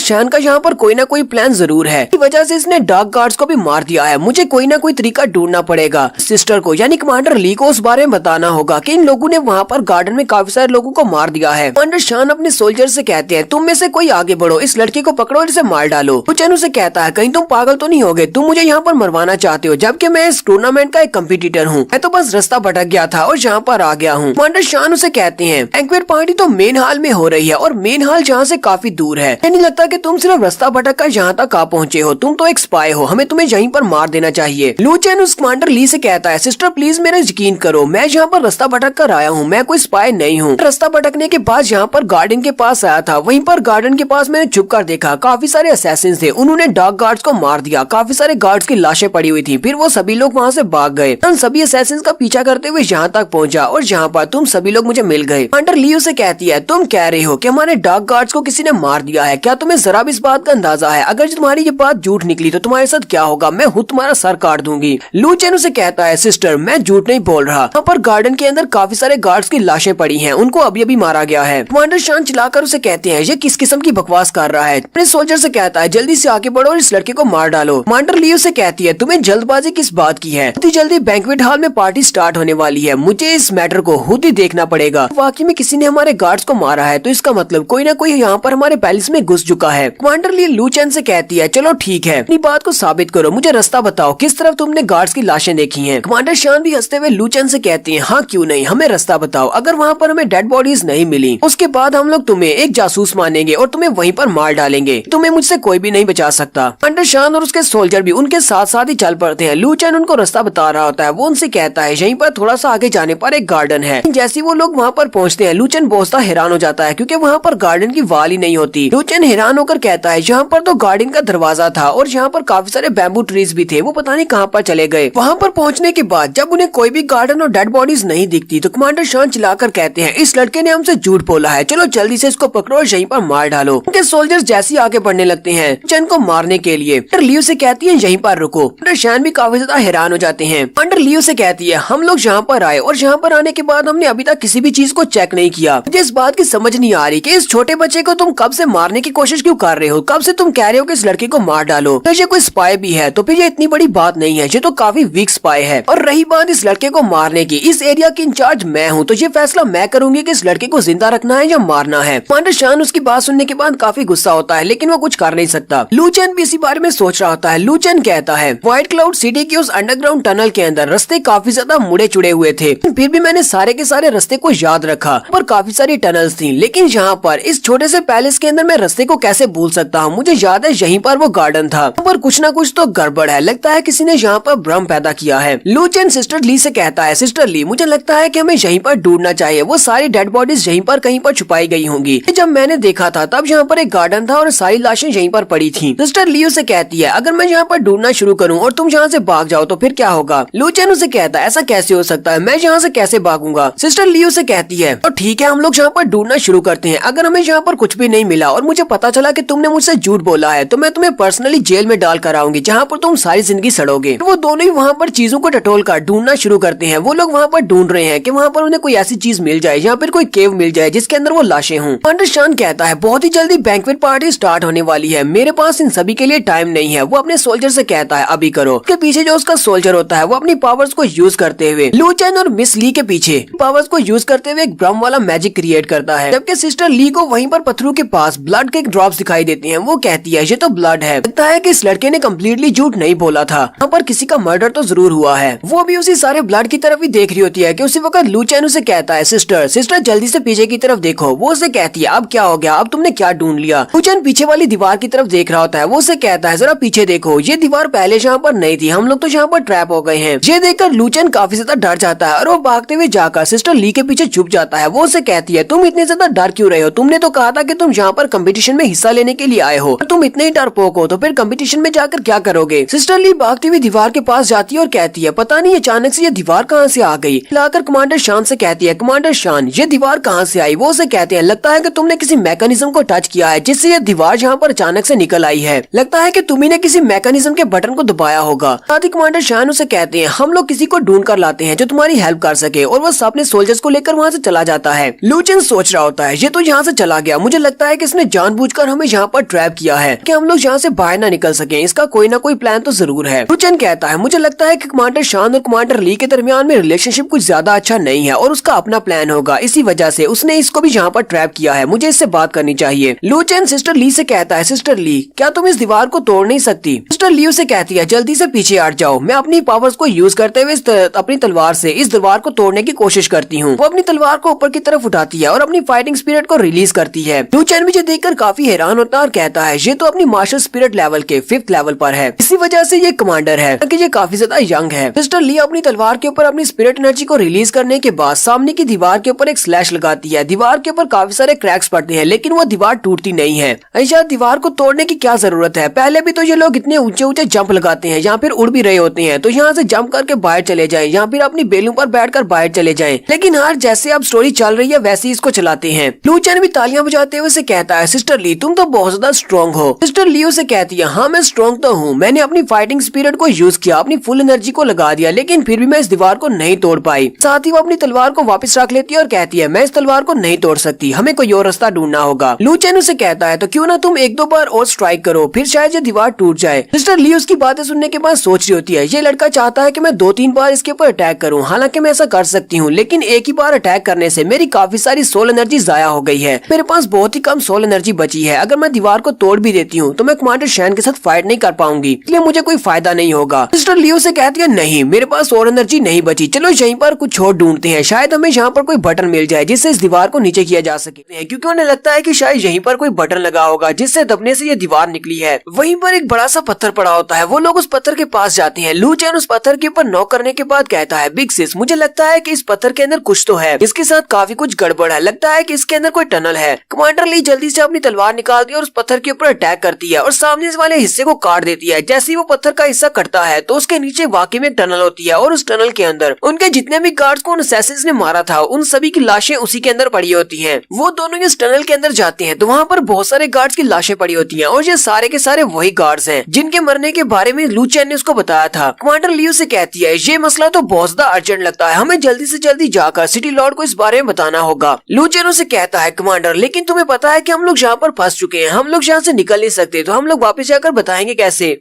कमांडर ली उसकी बात सुनने के बाद कहती है हाँ ये बात तो ठीक है, हम लोगों को पहले कमांडर शैन ने यहाँ पर एक दीवार के पीछे ट्रैप कर दिया और उसके बाद हमें यहाँ पर इतनी सारे गार्ड्स की लाशें मिल रही हैं। मुझे लगता है कि ये मामला कोई इतना सिंपल नहीं है, चलो जल्दी से यहाँ पर कुछ और ढूंढते हैं, शायद हमें यहाँ से बाहर निकलने का कोई और रास्ता भी मिल जाए। फिर वो दोनों ही उसी टनल के रास्ते आगे चलना शुरू करते हैं। लू चैन उसके पीछे पीछे चल रहा होता है कि उसी वक्त वो उसके साथ टकरा जाता है। वो उसे कहता है बिग सिस तुम यहाँ पर रुक क्यों गई। कमांडर लियो से कहती है मैं इसलिए रुकी हूँ क्योंकि सामने का रास्ता खत्म हो चुका है, हम लोग बस यहीं तक आ सकते थे, ये टनल तो यहाँ पर आकर खत्म हो गई है। लू चैन उसे कहता है गवर्नर के जितने भी गार्ड्स हैं वो सारे के सारे काफी ज्यादा स्ट्रॉन्ग और स्पेशली स्किल्ड हैं, तो आई ये सारे असैसिन्स जिनने इन सारे गार्ड्स को मारा है वो यहाँ तक पहुँचे कैसे होंगे। मुझे लगता है कि वो लोग भी इसी टनल के रास्ते यहाँ तक पहुँचे हैं, तो इस टनल के अंदर कोई ना कोई और सीक्रेट रास्ता तो होना चाहिए। कमांडर लियो से कहती है यहाँ पर जितने ज्यादा गार्ड्स की लाशें पड़ी है इन सभी को देखकर तो लगता है कि असैसिन्स भी काफी ज्यादा होंगे, कि इतने सारे गार्ड्स को एक साथ मारने के लिए उन्हें काफी सारे लोगों की जरूरत पड़ी होगी और इस वक्त वो पैलेस के अंदर है। लू चैन भी उसकी बात सुनने के बाद सोच रहा होता है हाँ अगर इतने ज्यादा असैसिन्स यहाँ तक पहुँचे हैं तो वो जरूर इसी टनल के रास्ते से यहाँ पर आए होंगे, यहाँ पर कोई ना कोई सीक्रेट रास्ता जरूर होना चाहिए। कमांडर ली भी उसे कहती है अब जबकि बहुत सारे असैसिन्स यहाँ पर हैं इस पैलेस के अंदर और वो कुछ भी कर सकते हैं, इसलिए मुझे नहीं लगता कि हम लोग यहाँ पर ज्यादा देर तक रुक सकते हैं, मुझे जल्दी से जल्दी बाहर जाना होगा और सिटी लॉर्ड को इस बारे में इन्फॉर्म करना होगा ताकि बहुत सारे लोगों की जान बचाई जा सके। उसी वक्त लू चैन वहीं पर खड़े खड़े अपनी स्पिरिचुअल एनर्जी को रिलीज करता है और अपनी स्पिरिट को यूज करते हुए अपनी बेलू को बाहर निकालता है। कमांडर ली भी देखकर काफी ज्यादा हैरान होती है और कहती है लगता है कि ये लड़का यहाँ पर अपनी बैटल स्पिरिट को यूज करते हुए यहाँ पर इस केव को चेक करने वाला है ताकि इसे यहाँ पर कोई रास्ता मिल जाए। हालांकि ये लड़का सिर्फ एक 3rd लेवल का मास्टर स्पिरिट मास्टर है, लेकिन फिर भी इसके पास काफी सारी स्पिरिट एनर्जी है। तो लू चैन अपनी बेलों को आगे की तरफ भेजता है, वो बेलें वहीं पर उस पूरी टनल को चेक करती है, वो उसके साथ टकरा रही होती है। वहीं पर लू चैन को एक रास्ता मिलता है, लू चैन को पता चलता है कि एक पत्थर के पीछे एक रास्ता है। लू चैन अपनी बेल के साथ उसके ऊपर अटैक करता है तो वो पत्थर टूट जाते हैं। वहीं पर नीचे से उसे सीढ़ियां मिलती है जहाँ पर रास्ता आगे की तरफ जाता है, तो वो दोनों वहीं पर खड़े होकर उस रास्ते की तरफ देख रहे होते हैं और सोच रहे होते हैं क्या हमें इस रास्ते से नीचे जाना चाहिए या नहीं। लू चैन उसे कहता है मुझे लगता है कि हमें यहाँ से नीचे जाना चाहिए, शायद हमें यहाँ से बाहर निकलने का कोई रास्ता मिल जाए या फिर हम लोग उस जगह पर पहुँच जाए जहाँ से ये सारे असैसिन्स यहाँ पर आए हैं। तो फिर वो दोनों फैसला करते हैं कि हम लोग नीचे जाएंगे और वो दोनों जैसी सीढ़ियाँ उतरकर नीचे की तरफ जा रहे होते हैं तो सामने से बहुत ही तेज हवा चल रही होती है और उसी तेज हवा की वजह से उनकी मिसाल भी बुझ जाती है। जैसे वो थोड़े से सीढ़ियाँ उतरकर नीचे आते हैं उनके पीछे वाला दरवाजा अपने आप बंद हो जाता है। लू चैन भागता हुआ दरवाजे की तरफ बढ़ता है ताकि उसे खोल सके, लेकिन वो दरवाजा बंद हो चुका है और वो उसको खोल नहीं सकते। लू चैन कहता है मुझे लगता है कि इस दरवाजे को सिर्फ बाहर से ही ओपन किया जा सकता है क्योंकि अंदर वाली साइड पर इसको खोलने का कोई भी बटन नहीं है। अब तो हमारे पास पीछे जाने का कोई भी रास्ता नहीं बचा, हमें सिर्फ आगे जाना होगा। सिस्टर जियान फिर से अपनी मिसाल को जला लेती है और उसे कहती है हमारे गवर्नर की पैलेस की सिक्योरिटी का मसला है और मैं एक कमांडर हूँ और ऊपर से तुमसे मेरा लेवल काफी हाई है, इसलिए मैं आगे आगे रहूंगी, तुम मेरे पीछे रहना, लेकिन ऑन गार्ड रहना, कोई पीछे से अटैक न करने पाए। लू चैन उसे कहता है ठीक है सिस्टर तुम आगे चलो। कमांडर ली उसकी आगे आगे चल रही होती है और वहाँ पर बहुत ही ठंडी हवा चल रही होती है। कमांडर ली उसे कहती है तुम्हें नहीं लगता कि यहाँ पर बहुत ही ज्यादा सर्दी होती जा रही है, मुझे काफी ठंड लग रही है। लू चैन उसे कहता हाँ मुझे भी लग रही है। लू चैन उसे कहता मैंने इसे कह तो दिया कि मुझे भी काफी ज्यादा ठंड महसूस हो रही है, लेकिन असल बात तो ये है जब मैं यहाँ पर एंटर हुआ था उस वक्त मुझे थोड़ी बहुत ठंड लगी थी क्योंकि यहाँ पर काफी ठंडी हवा चल रही है, लेकिन मेरी ब्लैक डिवॉरिंग स्पिरिट ने उस सारी ठंडी हवा को अपने अंदर एब्जॉर्ब कर लिया है, इसी वजह से मुझे इतनी ज्यादा ठंड महसूस नहीं हो रही। लेकिन कमांडर ली की हालत काफी ज्यादा खराब हो चुकी है क्योंकि उसने उस दीवार के ऊपर अटैक करते वक्त अपनी काफी सारी स्पिरिट एनर्जी को जाया कर दिया था और इस वक्त इसके पास इतनी ज्यादा सोल पावर नहीं है कि ये इस ठंड के खिलाफ अपनी बॉडी को गर्म रख सके और इसकी हालत काफी ज्यादा खराब हो चुकी है और मुझे लगता है कि बहुत ही जल्दी ये गिर जाएगी। और ऐसा ही होता है। सिस्टर ली को जब काफी ज्यादा ठंड महसूस होती है तो उसे बुखार हो जाता है और वो वहीं पर नीचे गिर जाती है। लू चेन जल्दी से आगे बढ़ता है और उसे सहारा देते हुए संभाल लेता है और उसे कहता है तुम्हें क्या हुआ, लगता है कि तुम्हें बहुत ज्यादा ठंड लग गई है। कमांडर ली उसे कहती है हाँ मुझे पता है कि मुझे ठंड लगी है, इसी वजह से मैं यहाँ पर गिरी हूँ। मैं चाहती हूँ कि तुम आगे चले जाओ और जाकर गवर्नर पैलेस को इस बारे में इन्फॉर्म करो, मैं तुम्हारे पीछे पीछे आ जाऊंगी।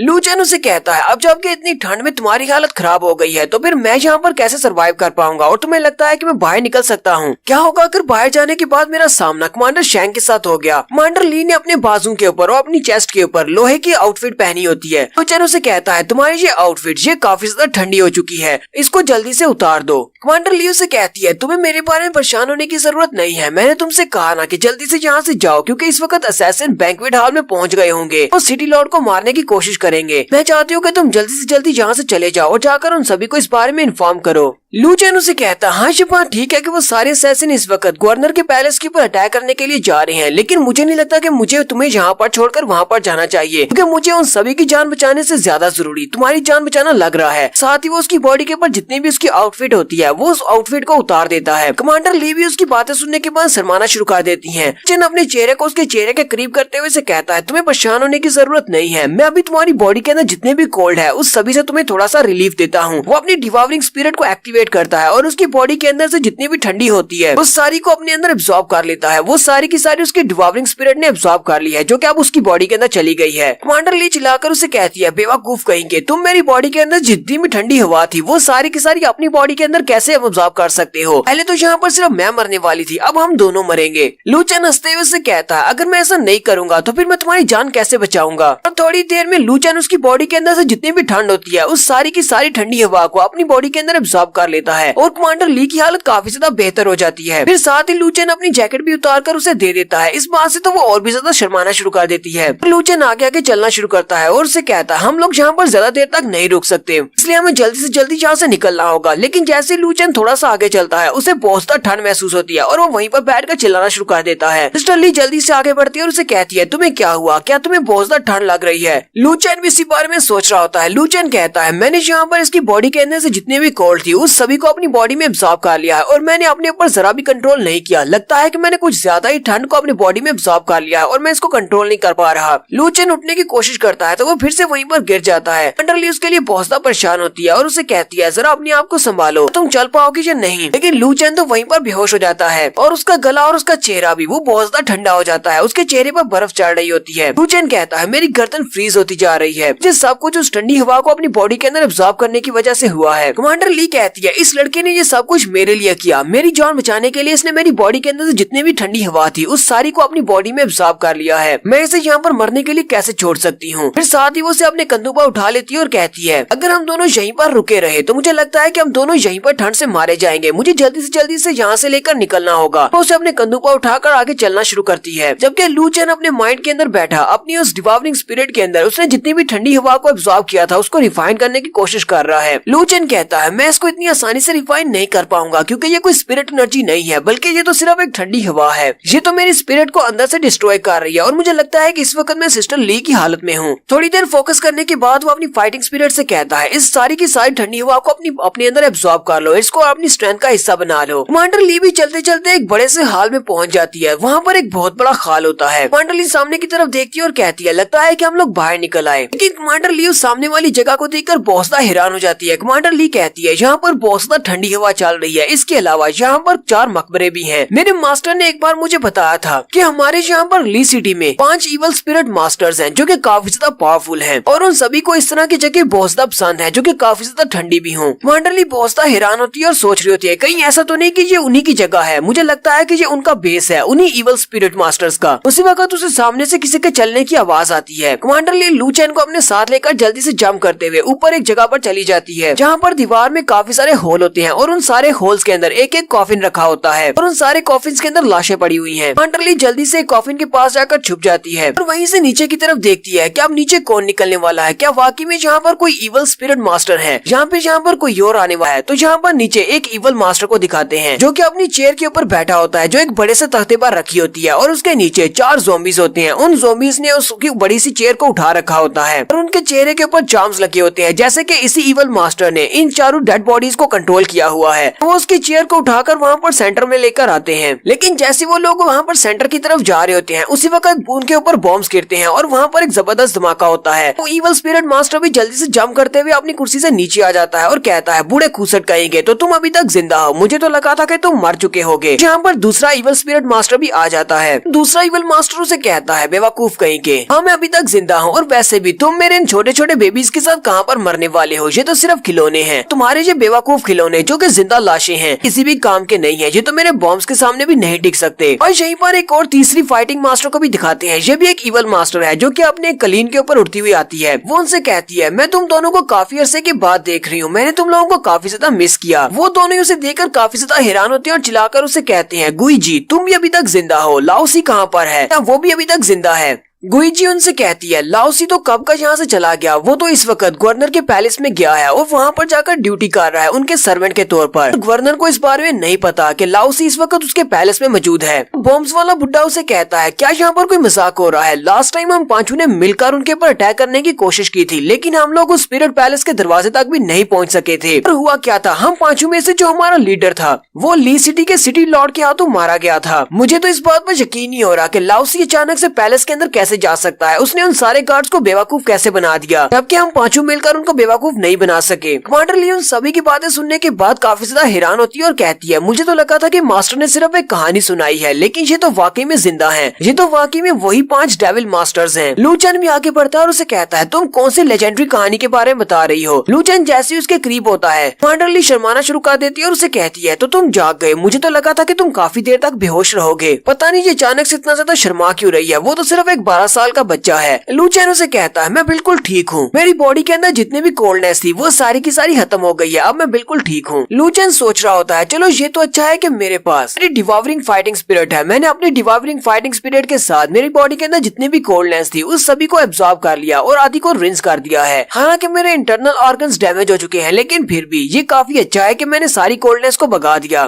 फिर लूचन उन तीनों की तरफ इशारा करते हुए कहता है, कमांडर ये तीनों लोग कौन है? कमांडर ली उसे उन तीनों के बारे में बताती है। वो उसे कहती है, हमारे टिएंटो एम्पायर में मोस्ट वांटेड क्रिमिनल्स हैं जो कि डेविल कल्टीवेटर्स हैं और ये 3 भी उन्हीं में से हैं। अभी तो यहाँ पर सिर्फ 3 हैं, कभी ये 5 हुआ करते थे। पांचों ने मिलकर हमारे गवर्नर के पैलेस के ऊपर अटैक किया था और हमारे फाइटिंग स्पिरिट पैलेस के ऊपर अटैक करने के बाद इनके लीडर की हमारे लॉर्ड के साथ फाइट हुई थी और सिटी लॉर्ड ने इनके लीडर को मार दिया था। तो यहाँ पर कमांडर ली उसे इन तीनों के बारे में बताती है। वो उसे कहती है, इस लड़की का नाम गुजी है जो कि 7 स्टार स्पिरिट मास्टर्स में 2nd रैंक पर आती है। ये बहुत ज्यादा चार्मिंग है, अपने चार्म्स को यूज करते हुए ये किसी को भी सेड्यूस कर सकती है और हमारे डेटा के मुताबिक इसकी उम्र 100 साल से भी ज्यादा है। लेकिन जरा इसकी तरफ देखो, ये कितनी ज्यादा चार्मिंग और खूबसूरत है, किसी को भी अपने जाल में फंसा सकती है। फिर वो उसे दूसरे मास्टर के बारे में बताती है। वो उसे कहती है, इस बुढ़े का नाम गोस्टली ओल्ड मैन है और ये इन 5 में तीसरे नंबर पर आता है जो कि 7 स्टार स्पिरिट चार्मर है। ये वाला काफी ज्यादा डेंजरस है क्योंकि ये बहुत सारे मुर्दा लोगों की बॉडी को भी अपनी मर्जी से चला फिरा सकता है, यानी कि उनके ज़ॉम्बीज बना सकता है। और ये तीसरा छोटे वाला बुढ़ा जिसके पास बॉम्ब्स है, उसका नाम डाटोए है और ये सबसे बॉटम रैंकिंग पर है। हालांकि इसकी रैंकिंग सबसे कम है, लेकिन इसके मार्क्समैन काफी ज्यादा अच्छी है। ये हर तरह के बॉम्ब्स बना सकता है, किसी भी चीज को एक्सप्लोसिव में चेंज कर सकता है। लास्ट टाइम जब इन्होंने अटैक किया था तो सबसे ज्यादा तबाही इसी ने मचाई थी। और चौथे नंबर पर इनका लीडर है जो कि इनमें से सबसे ज्यादा स्ट्रॉन्ग था और वो अपने लेवल 8 का स्पिरिट मास्टर था, लेकिन हमारे सिटी लॉर्ड ने फाइट के दौरान उसे मार डाला और उसका सर काट दिया। ये तो हो गए 4। इनमें से 5वां जिसका नाम लाओसी है, वो अपना रूप बदल सकता है। जैसा कि इन्होंने कहा है कि वो इस वक्त गवर्नर के पैलेस में पहले से पहुंच चुका है, तो इसका मतलब वो किसी का रूप लेकर वहाँ पर गया होगा। कोई भी उसको पहचान नहीं सकता क्योंकि वो रूप बदलने में माहिर है। तो यहीं पर गुजी अपने प्लान के बारे में बाकी दोनों से कहती है। हालांकि गवर्नर पैलेस की सिक्योरिटी काफी ज्यादा टाइट है और उनके पास जितने भी गार्ड्स हैं वो बहुत ज्यादा स्किल्ड हैं, लेकिन पिछले कई सालों से उनकी सिक्योरिटी बहुत ज्यादा कम होती जा रही है। उनके गार्ड्स भी इतने ज्यादा स्ट्रॉन्ग नहीं रहे। लाओसी पहले से पैलेस के अंदर जा चुका है, मैं भी लाओसी को ज्वाइन करने के लिए जाने वाली हूँ। और वो जल्दी से अपने पास एक मास्क निकालती है और अपने चेहरे पर लगाने के बाद साथ ही अपनी स्पिरिट एनर्जी को रिलीज करती है और अपनी शक्ल बदल लेती है। कमांडर ली उसे देखते ही बोसदा चौंक जाती है और कहती है तो हमारे सिटी लॉर्ड की 4th वाइफ है, यानी हमारे सिटी लॉर्ड की चौथी बीवी है। इसका मतलब तो ये है कि इसने सिटी लॉर्ड की चौथी बीवी को मार दिया होगा और अब ये उसका रूप लेकर वहाँ पर जाने वाली है सिटी लॉर्ड के पास। हो सकता है कि ये उसकी बीवी बनने के बाद उसे मार डाले। सिटी लॉर्ड अपनी चौथी बीवी से बोसदा प्यार करते हैं। गुजी अपनी शक्ल चेंज करने के बाद कहती है हमारे लीडर को उसने मार डाला था, हम लोग उसका बदला लेने के लिए अब जाएंगे। कमांडर ली ये सब कुछ देखकर बोसदा हैरान होती है। कमांडर ली कहती है मैंने तो ऐसा सोचा भी नहीं था कि ये हमारे सिटी लॉर्ड की चौथी बीवी का रूप ले सकती है, और ऊपर से इस वक्त इनका जो लीडर है जो कि इस सारे प्लान का मास्टर है लाओसी है, जो कि अपने रूप को बदल सकता है। तो मुझे लगता है कि इस वक्त पैलेस के अंदर उसने हमारे कमांडर का रूप लिया हुआ है। इसी वजह से उसने कमांडर शैंक को वहाँ पर भेजा था मुझे रिप्लेस करने के लिए, या तो वो खुद ही कमांडर शैंक बनकर आया था या फिर वो उसे ऑर्डर दे रहा है। लू चेन उसे कहता है इन सारे डेविल स्पिरिचुअलिस्ट की बॉडी के अंदर से जो एनर्जी निकल रही है कमांडर शैंक की बॉडी के अंदर से भी ऐसी ही एनर्जी निकल रही थी। मुझे लगता है कि कमांडर शैंक ही लाओसी था।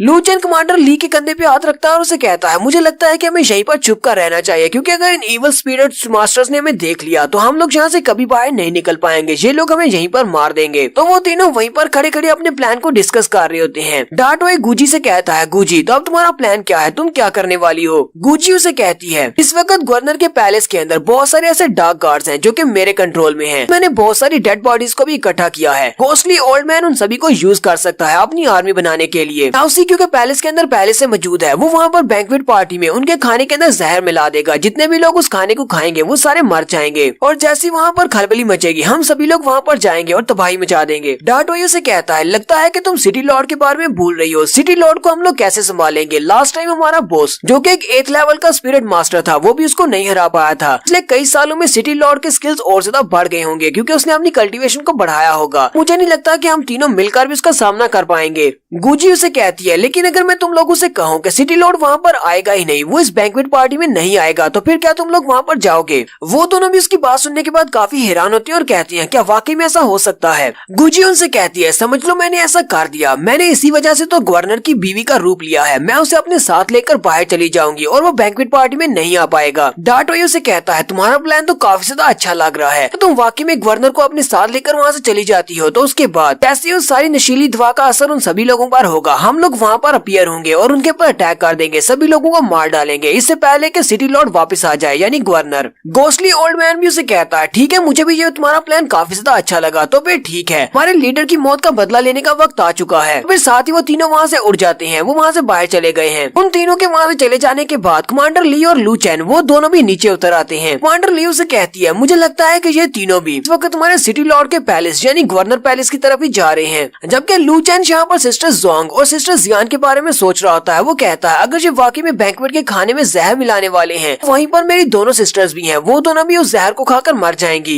लू चैन बड़ी स्पीड के साथ आगे बढ़ता है और उसे कहता है हमें जल्दी से जल्दी गवर्नर पैलेस में पहुंचना होगा इससे पहले कि बैंक्वेट पार्टी स्टार्ट हो। उन सभी को उस बैंक्वेट में मौजूद खाने को खाने से रोकना होगा। थोड़ी देर आगे भागने के बाद वहाँ पर रास्ते में उन्हें एक टाइल दिखाई देती है। वो उस टाइल को उठाते हैं तो वो एक कब्र के अंदर से बाहर निकलते हैं। तो वो लोग एक कब्रिस्तान के अंदर होते हैं। एक कब्र को फाड़ कर वो लोग बाहर निकले हैं। कमांडर ली से कहती है मैं इस जगह को पहचानती हूँ, ये तो एक खाली कब्रिस्तान है क्योंकि हमारे ली सिटी के बाहर वाली जगह पर है। लगता है कि इन लोगों ने यहीं से टनल को खोदा है और यहीं से ये पैलेस तक जाते हैं। कमांडर ली से कहती है काफी अंधेरा हो चुका है और अब तक तो हमारे सिटी के गेट्स भी बंद हो चुके होंगे। एक बार अगर दरवाजे बंद हो गए तो फिर वो लोग हमें अंदर नहीं जाने देंगे। लू चैन उसे कहता है लेकिन तुम तो एक कमांडर हो, क्या वो तुम्हें भी अंदर नहीं जाने देंगे। कमांडर ली से कहती है हाँ ऐसी ही बात है, रूल्स बहुत ज्यादा टफ है, इस बात से फर्क नहीं पड़ता कि मैं डार्क गार्ड्स की कमांडर हूँ, वो लोग मुझे अंदर नहीं जाने देंगे। लास्ट टाइम जब इन इवल मास्टर्स ने अटैक किया था हमारे ली सिटी के ऊपर, उसी वक्त के बाद से हमारे सिटी लॉर्ड ने जो कानून बनाया था रात को अंधेरा होने के बाद कोई भी सिटी के अंदर नहीं आ पाएगा और ना ही कोई सिटी के बाहर जा पाएगा, और अगर कोई ऐसा करेगा तो उसे बहुत ही कड़ी सजा दी जाएगी। कमांडर ली से कहती है लेकिन हमारे पास इस वक्त और कोई रास्ता नहीं है, हमें वहीं से जाना पड़ेगा। लू चैन उसका हाथ पकड़ता है और उसे कहता है अगर हम लोग यहाँ से सीधे वहाँ पर गए और वहाँ पर काफी ज्यादा शोर मचेगा, इसलिए हम लोग मेन दरवाजे से नहीं जा सकते। फिर साथ ही उसे कहता है क्या तुमने ऐसा सुना है कि जो काम आसानी से नहीं हो सकता उसके लिए उंगली को टेढ़ा करना पड़ता है। हम लोग दूसरे दरवाजे चलते हैं, वहाँ पर गार्ड्स को रिश्वत देंगे। फिर वो लोग एक दूसरे दरवाजे की तरफ जाते हैं, वहाँ पर जो गार्ड्स होते हैं, लू चैन उसके साथ कुछ बहस कर रहा होता है। वो गार्ड उसे कहता है चलो जल्दी करो, तुम्हारे पास जो है वो मुझे दे दो। लू चैन उसे अपने पास से कुछ देता है और वो गार्ड्स उनके लिए दरवाजा खोल देते हैं और कहते हैं चलो जल्दी से अंदर चले जाओ। और फिर वो दोनों ही सिटी के अंदर चले जाते हैं। कमांडर ली लू चैन से पूछती है आयर तुमने उसे वहाँ पर ऐसा क्या दे दिया जिसकी वजह से उस गार्ड ने हम दोनों को अंदर आने दिया। लू चैन उसे कहता है मैंने उसे ज्यादा कुछ नहीं दिया, मैंने बस उसे 2 बॉटल्स दे दी एलिक्सर की। वो दोनों ही बॉटल्स के अंदर ऐसा एलिक्सर था जो कि बैटल के दौरान हमारी काफी ज्यादा हेल्प कर सकता है, हमारी स्पिरिट एनर्जी को बढ़ा सकता है, एक बूस्ट दे सकता है। कमांडर ली उसकी बात सुनने के बाद काफी हैरान होती है और उसे कहती है क्या तुम्हें जरा भी अंदाजा है कि तुमने कितनी महंगी चीज उसको दे दी है। फाइटिंग स्पिरिट एलिक्सर्स काफी ज्यादा वैल्यूएबल होते हैं क्योंकि इससे न सिर्फ हम लोग अपनी बॉडी को हील कर सकते हैं बल्कि हम लोग इसे अपनी कल्टीवेशन में भी यूज कर सकते हैं। मुझे लगता है कि उनमें से एक बॉटल भी 100 सोने के सिक्कों के बराबर होगी और तुमने उस गार्ड को 2 बॉटल्स दे दी हैं। तुम हो कौन? मुझे तुम्हारी आइडेंटिटी के बारे में जानना पड़ेगा। आखिर तुम्हें इतनी महंगी बॉटल्स मिली कहाँ से? लू चैन उसे कहता है मुझे बस मिल गई, इसमें इतनी हैरान होने वाली कौन सी बात है।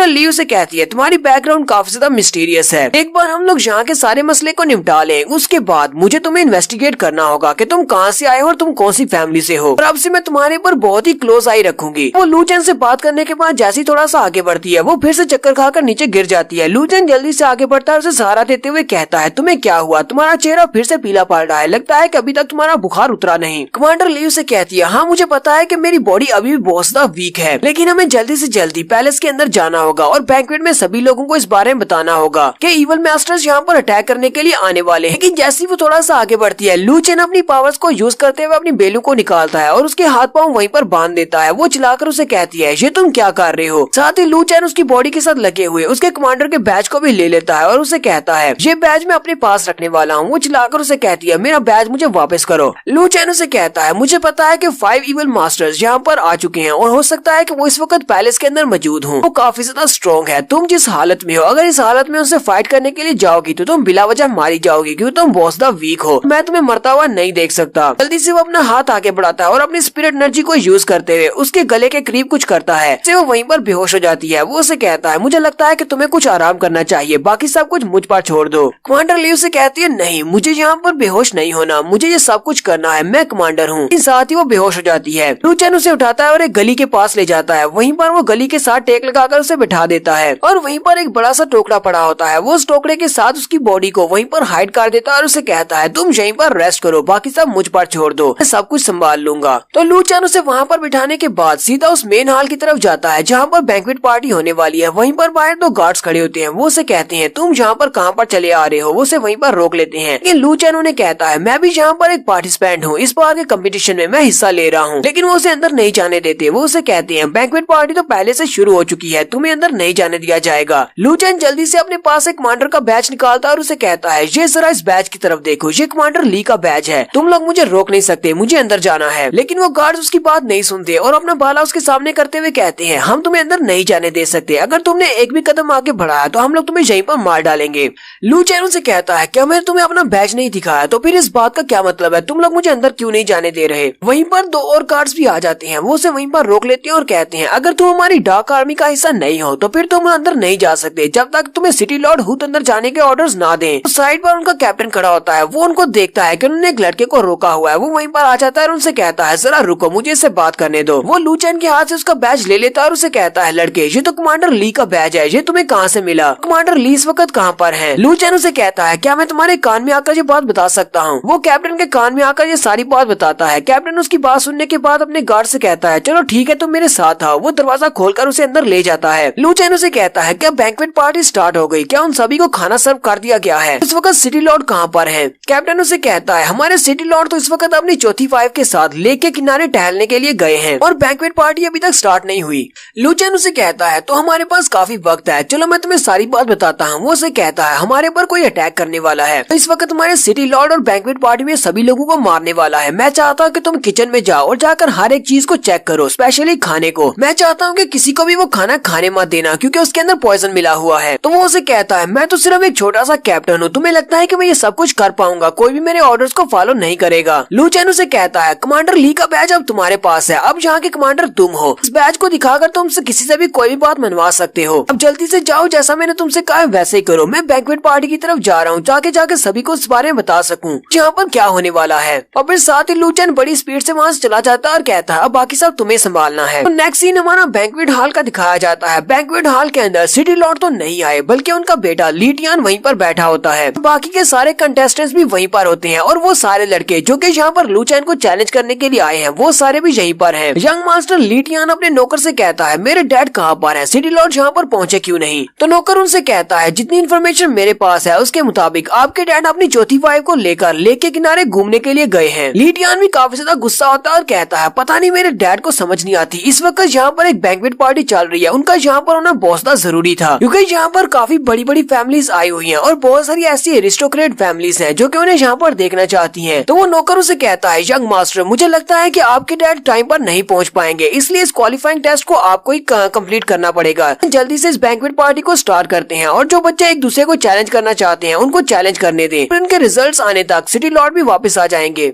यंग मास्टर से कहता है चलो फिर ठीक है इसको स्टार्ट करवाओ। तो वो नौकर उन सभी के सेंटर में जाकर खड़ा हो जाता है और उन सभी से कहता है जैसा कि हम सभी को पता है कि हमारे नौजवान जो कि इस कंपटीशन में हिस्सा लेने वाले हैं वो फ्यूचर में एक लीडर बनेंगे अपनी अपनी फैमिली के। हमारे लिए किंग सिटी कंपटीशन बहुत ज्यादा इम्पोर्टेंट है। इस बार हमारे ली सिटी का भविष्य इसी कंपटीशन पर डिपेंड करता है क्योंकि पिछले कई सालों से सिटी इस कंपटीशन में नहीं जीत पाया। हालांकि यहाँ पर 10 बच्चों की सिलेक्शन हो चुकी है जो कि इस कंपटीशन में हिस्सा लेने वाले हैं, लेकिन आप में से अगर कोई भी इस बात के लिए राजी नहीं है और किसी लड़के को चैलेंज करना चाहता है और उसकी पोस्ट पर फाइट करना चाहता है तो वो यहाँ पर आकर चैलेंज कर सकता है। वो सर्वेंट वहीं पर अपनी पावर्स को रिलीज करता है। वो सारे के सारे उसकी पावर्स को देखकर काफी हैरान होते हैं। सिस्टर जियान कहती है सिटी लॉर्ड के नौकर भी काफी ज्यादा हाई कल्टीवेशन वाले हैं, इस नौकर की कल्टीवेशन 7th लेवल पर है, यानी कि ये काफी ज्यादा स्ट्रॉन्ग है। ली टियान उन सभी से कहता है जैसे कि आप सभी को इन रूल्स के बारे में पता है कि हमारे 10 लड़के जिनको कंपटीशन के लिए चूज किया जाता है उन सभी को फाइटिंग पैलेस के अंदर जाने का मौका मिलता है, वो भी सिर्फ 1 घंटे के लिए। लेकिन अब जबकि सिटी लॉर्ड यहाँ पर नहीं है तो मैं रूल में कुछ चेंजिंग करना चाहता हूँ। सिटी लॉर्ड के यंग मास्टर होने के नाते तुम लोगों को फाइटिंग स्पिरिट पैलेस में 1 घंटे के लिए जो भेजा जाता है मैं उसको कैंसिल कर रहा हूँ। वो सारे ये बात सुनकर चिल्लाना शुरू कर देते हैं और कहते हैं क्या तुम वाकई में सीरियस हो, तुम ऐसा कैसे कर सकते हो? अगर हमें फाइटिंग पैलेस में जाने का मौका नहीं मिलेगा तो फिर इस कंपटीशन का फायदा ही क्या है, हम इस कंपटीशन में हिस्सा क्यों लेंगे? ली टियान उन सभी से कहता है तुम सभी को हैरान या परेशान होने की जरूरत नहीं है, मैं तुम्हें 1 घंटे की बजाय 3 घंटे का टाइम देने वाला हूँ और इस बार के रूल्स भी बिल्कुल पहले जैसे ही हैं। फाइटिंग स्पिरिट पैलेस में तुम्हें 3 घंटे बिताने को मिलेंगे और यहाँ पर अगर तुम लोग इन 10 बच्चों को चैलेंज करना चाहते हो तो यही मौका है, चैलेंज कर सकते हो। तो ली टियान जैसे ही अपनी बात को खत्म करता है तो वहाँ पर एक लड़का खड़ा होता है जिसका नाम बी चैन होता है। वो कहता है मेरा नाम बी चैन है और मैं अपनी फाइटिंग स्पिरिट के 3rd लेवल पर हूँ, मैं लू चैन को चैलेंज करता हूँ। उसके साथ साथ जितने भी वहाँ पर लड़के होते हैं वो सारे चिल्ला कर कहना शुरू कर देते हैं हाँ हम सभी लोग लू चैन को चैलेंज करना चाहते हैं। तो बाकी के 9 को कोई भी चैलेंज नहीं करना चाहता, सिर्फ और सिर्फ लू चैन को ही चैलेंज करना चाह रहे हैं। जैसे वो सारे लड़के चैलेंज के लिए कहते हैं लू चैन तो यहाँ पर है ही नहीं। टियान अपने नौकर से कहता है जोंग फैमिली वाले कर क्या रहे हैं, उनका ये लड़का लू चैन वो कहाँ पर है, वो इन सभी के चैलेंज को एक्सेप्ट क्यों नहीं कर रहा? सिस्टर जियान जोंग से पूछती है लू चैन कहाँ पर है? जोंग उसे कहती है मुझे नहीं पता, लास्ट टाइम जब मैं स्मो चैंग के साथ थी उस वक्त वो काफी ज्यादा गुस्सा हो गया था और रोते हुए वहाँ से भाग गया था, ये सारी मेरी गलती है, मुझे उसके साथ रहना चाहिए था। वहीं पर एक लड़का होता है वो हंसना शुरू कर देता है और कहता है अब तुम्हारा वो जीनियस कहाँ पर है जिसको तुमने कंपटीशन के लिए अनाउंस किया है? वो इतना ज्यादा डरा हुआ है कि वो यहाँ पर आना ही नहीं चाहता। उसी वक्त दरवाजा खुलता है और लू चैन अंदर आ जाता है। लू चैन कहता है प्लीज मुझे माफ करना, मैं भटक गया था। लू चैन जैसे ही वहाँ पर आता है तो वो लड़का बी चैन उसे कहता है मेरा नाम बी चैन है और मैं 3rd लेवल का स्पिरिट मास्टर हूँ, मैं तुम्हें चैलेंज करता हूँ। लू चैन उसकी तरफ देखकर उसे कहता है अच्छा ठीक है तुम्हारा बहुत बहुत शुक्रिया। तो सारे भी ये बात सुन के काफी हैरान हो जाते हैं क्योंकि उन्हें तो लगा था ये उससे फाइट करने वाला है।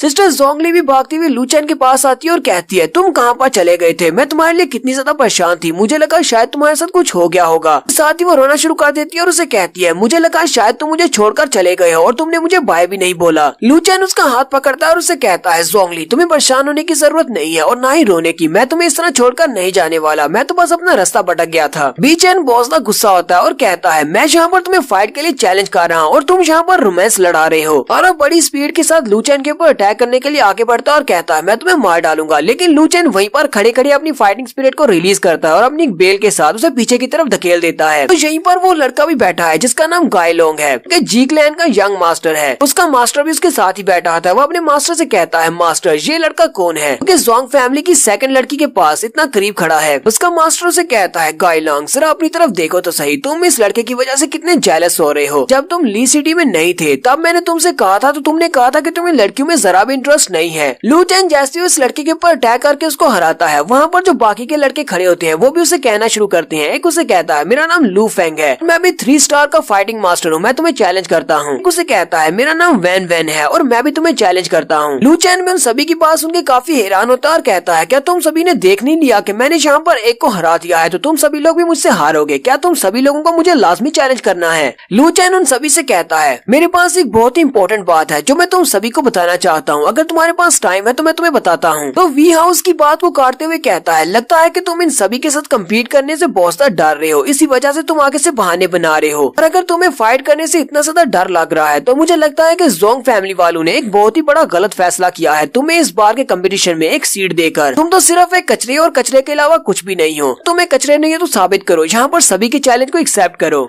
कि तुम्हारी ज़ोंग फैमिली बहुत ज्यादा डिक्लाइन में है, इस वक्त तुम्हारी ज़ोंग फैमिली को 5 बड़ी फैमिलीज में कोई भी हैसियत हासिल नहीं है, ये तो सिर्फ उस यंग मास्टर की वजह से है जो कि इंपीरियल फैमिली से है, यंग मास्टर लियो की वजह से। तुमने अपनी फैमिली के लिए 2 सीट्स बुक कर ली हैं। बाई फैमिली के एल्डर भी वहीं पर खड़े होते हैं। बाई फैमिली के एल्डर कहते हैं, ये लड़का बहुत ही बेकार है क्योंकि इसने काफी सारे लड़कों के चैलेंज को इग्नोर किया है, यहाँ पर काफी सारे बच्चे इसको चैलेंज कर रहे हैं लेकिन ये उनके चैलेंज का जवाब नहीं दे रहा, इसलिए हम लोग डिमांड करते हैं कि ज़ोंग फैमिली वाले अपनी एक सीट को खाली करें, इस लड़के को इस कंपटीशन से बाहर निकालें और इसकी जगह पर किसी काबिल लड़के को जगह दी जाए। मिस जियान भी उसकी बात सुनने के बाद काफी गुस्सा हो जाती हैं। लू चेन सिस्टर जियान से कहता है, सिस्टर तुम्हें इन सभी की बातें सुनकर परेशान होने की जरूरत नहीं है और ना ही गुस्सा होने की, क्योंकि ये सारे के सारे लोग बिल्कुल जोकर हैं, ये खुद कचरे हैं, इसी वजह से यहाँ पर हमारे ऊपर इल्जाम लगा रहे हैं। ये बात सुनते ही भाई फैमिली के एल्डर बहुत ज्यादा गुस्सा हो जाते हैं और वहीं से जंप करते हुए लू चेन के ऊपर अटैक करने के लिए आगे बढ़ते हैं और कहते हैं, छोटे रास्कल मैं तुम्हें सबक सिखाऊंगा। और जैसे ही वो अपनी पाम के साथ लू चेन के ऊपर अटैक करने लगते हैं उसी वक्त सिस्टर जियान उनके सामने आकर खड़ी हो जाती है और उनकी पाम के साथ अपनी पाम को टकराती है।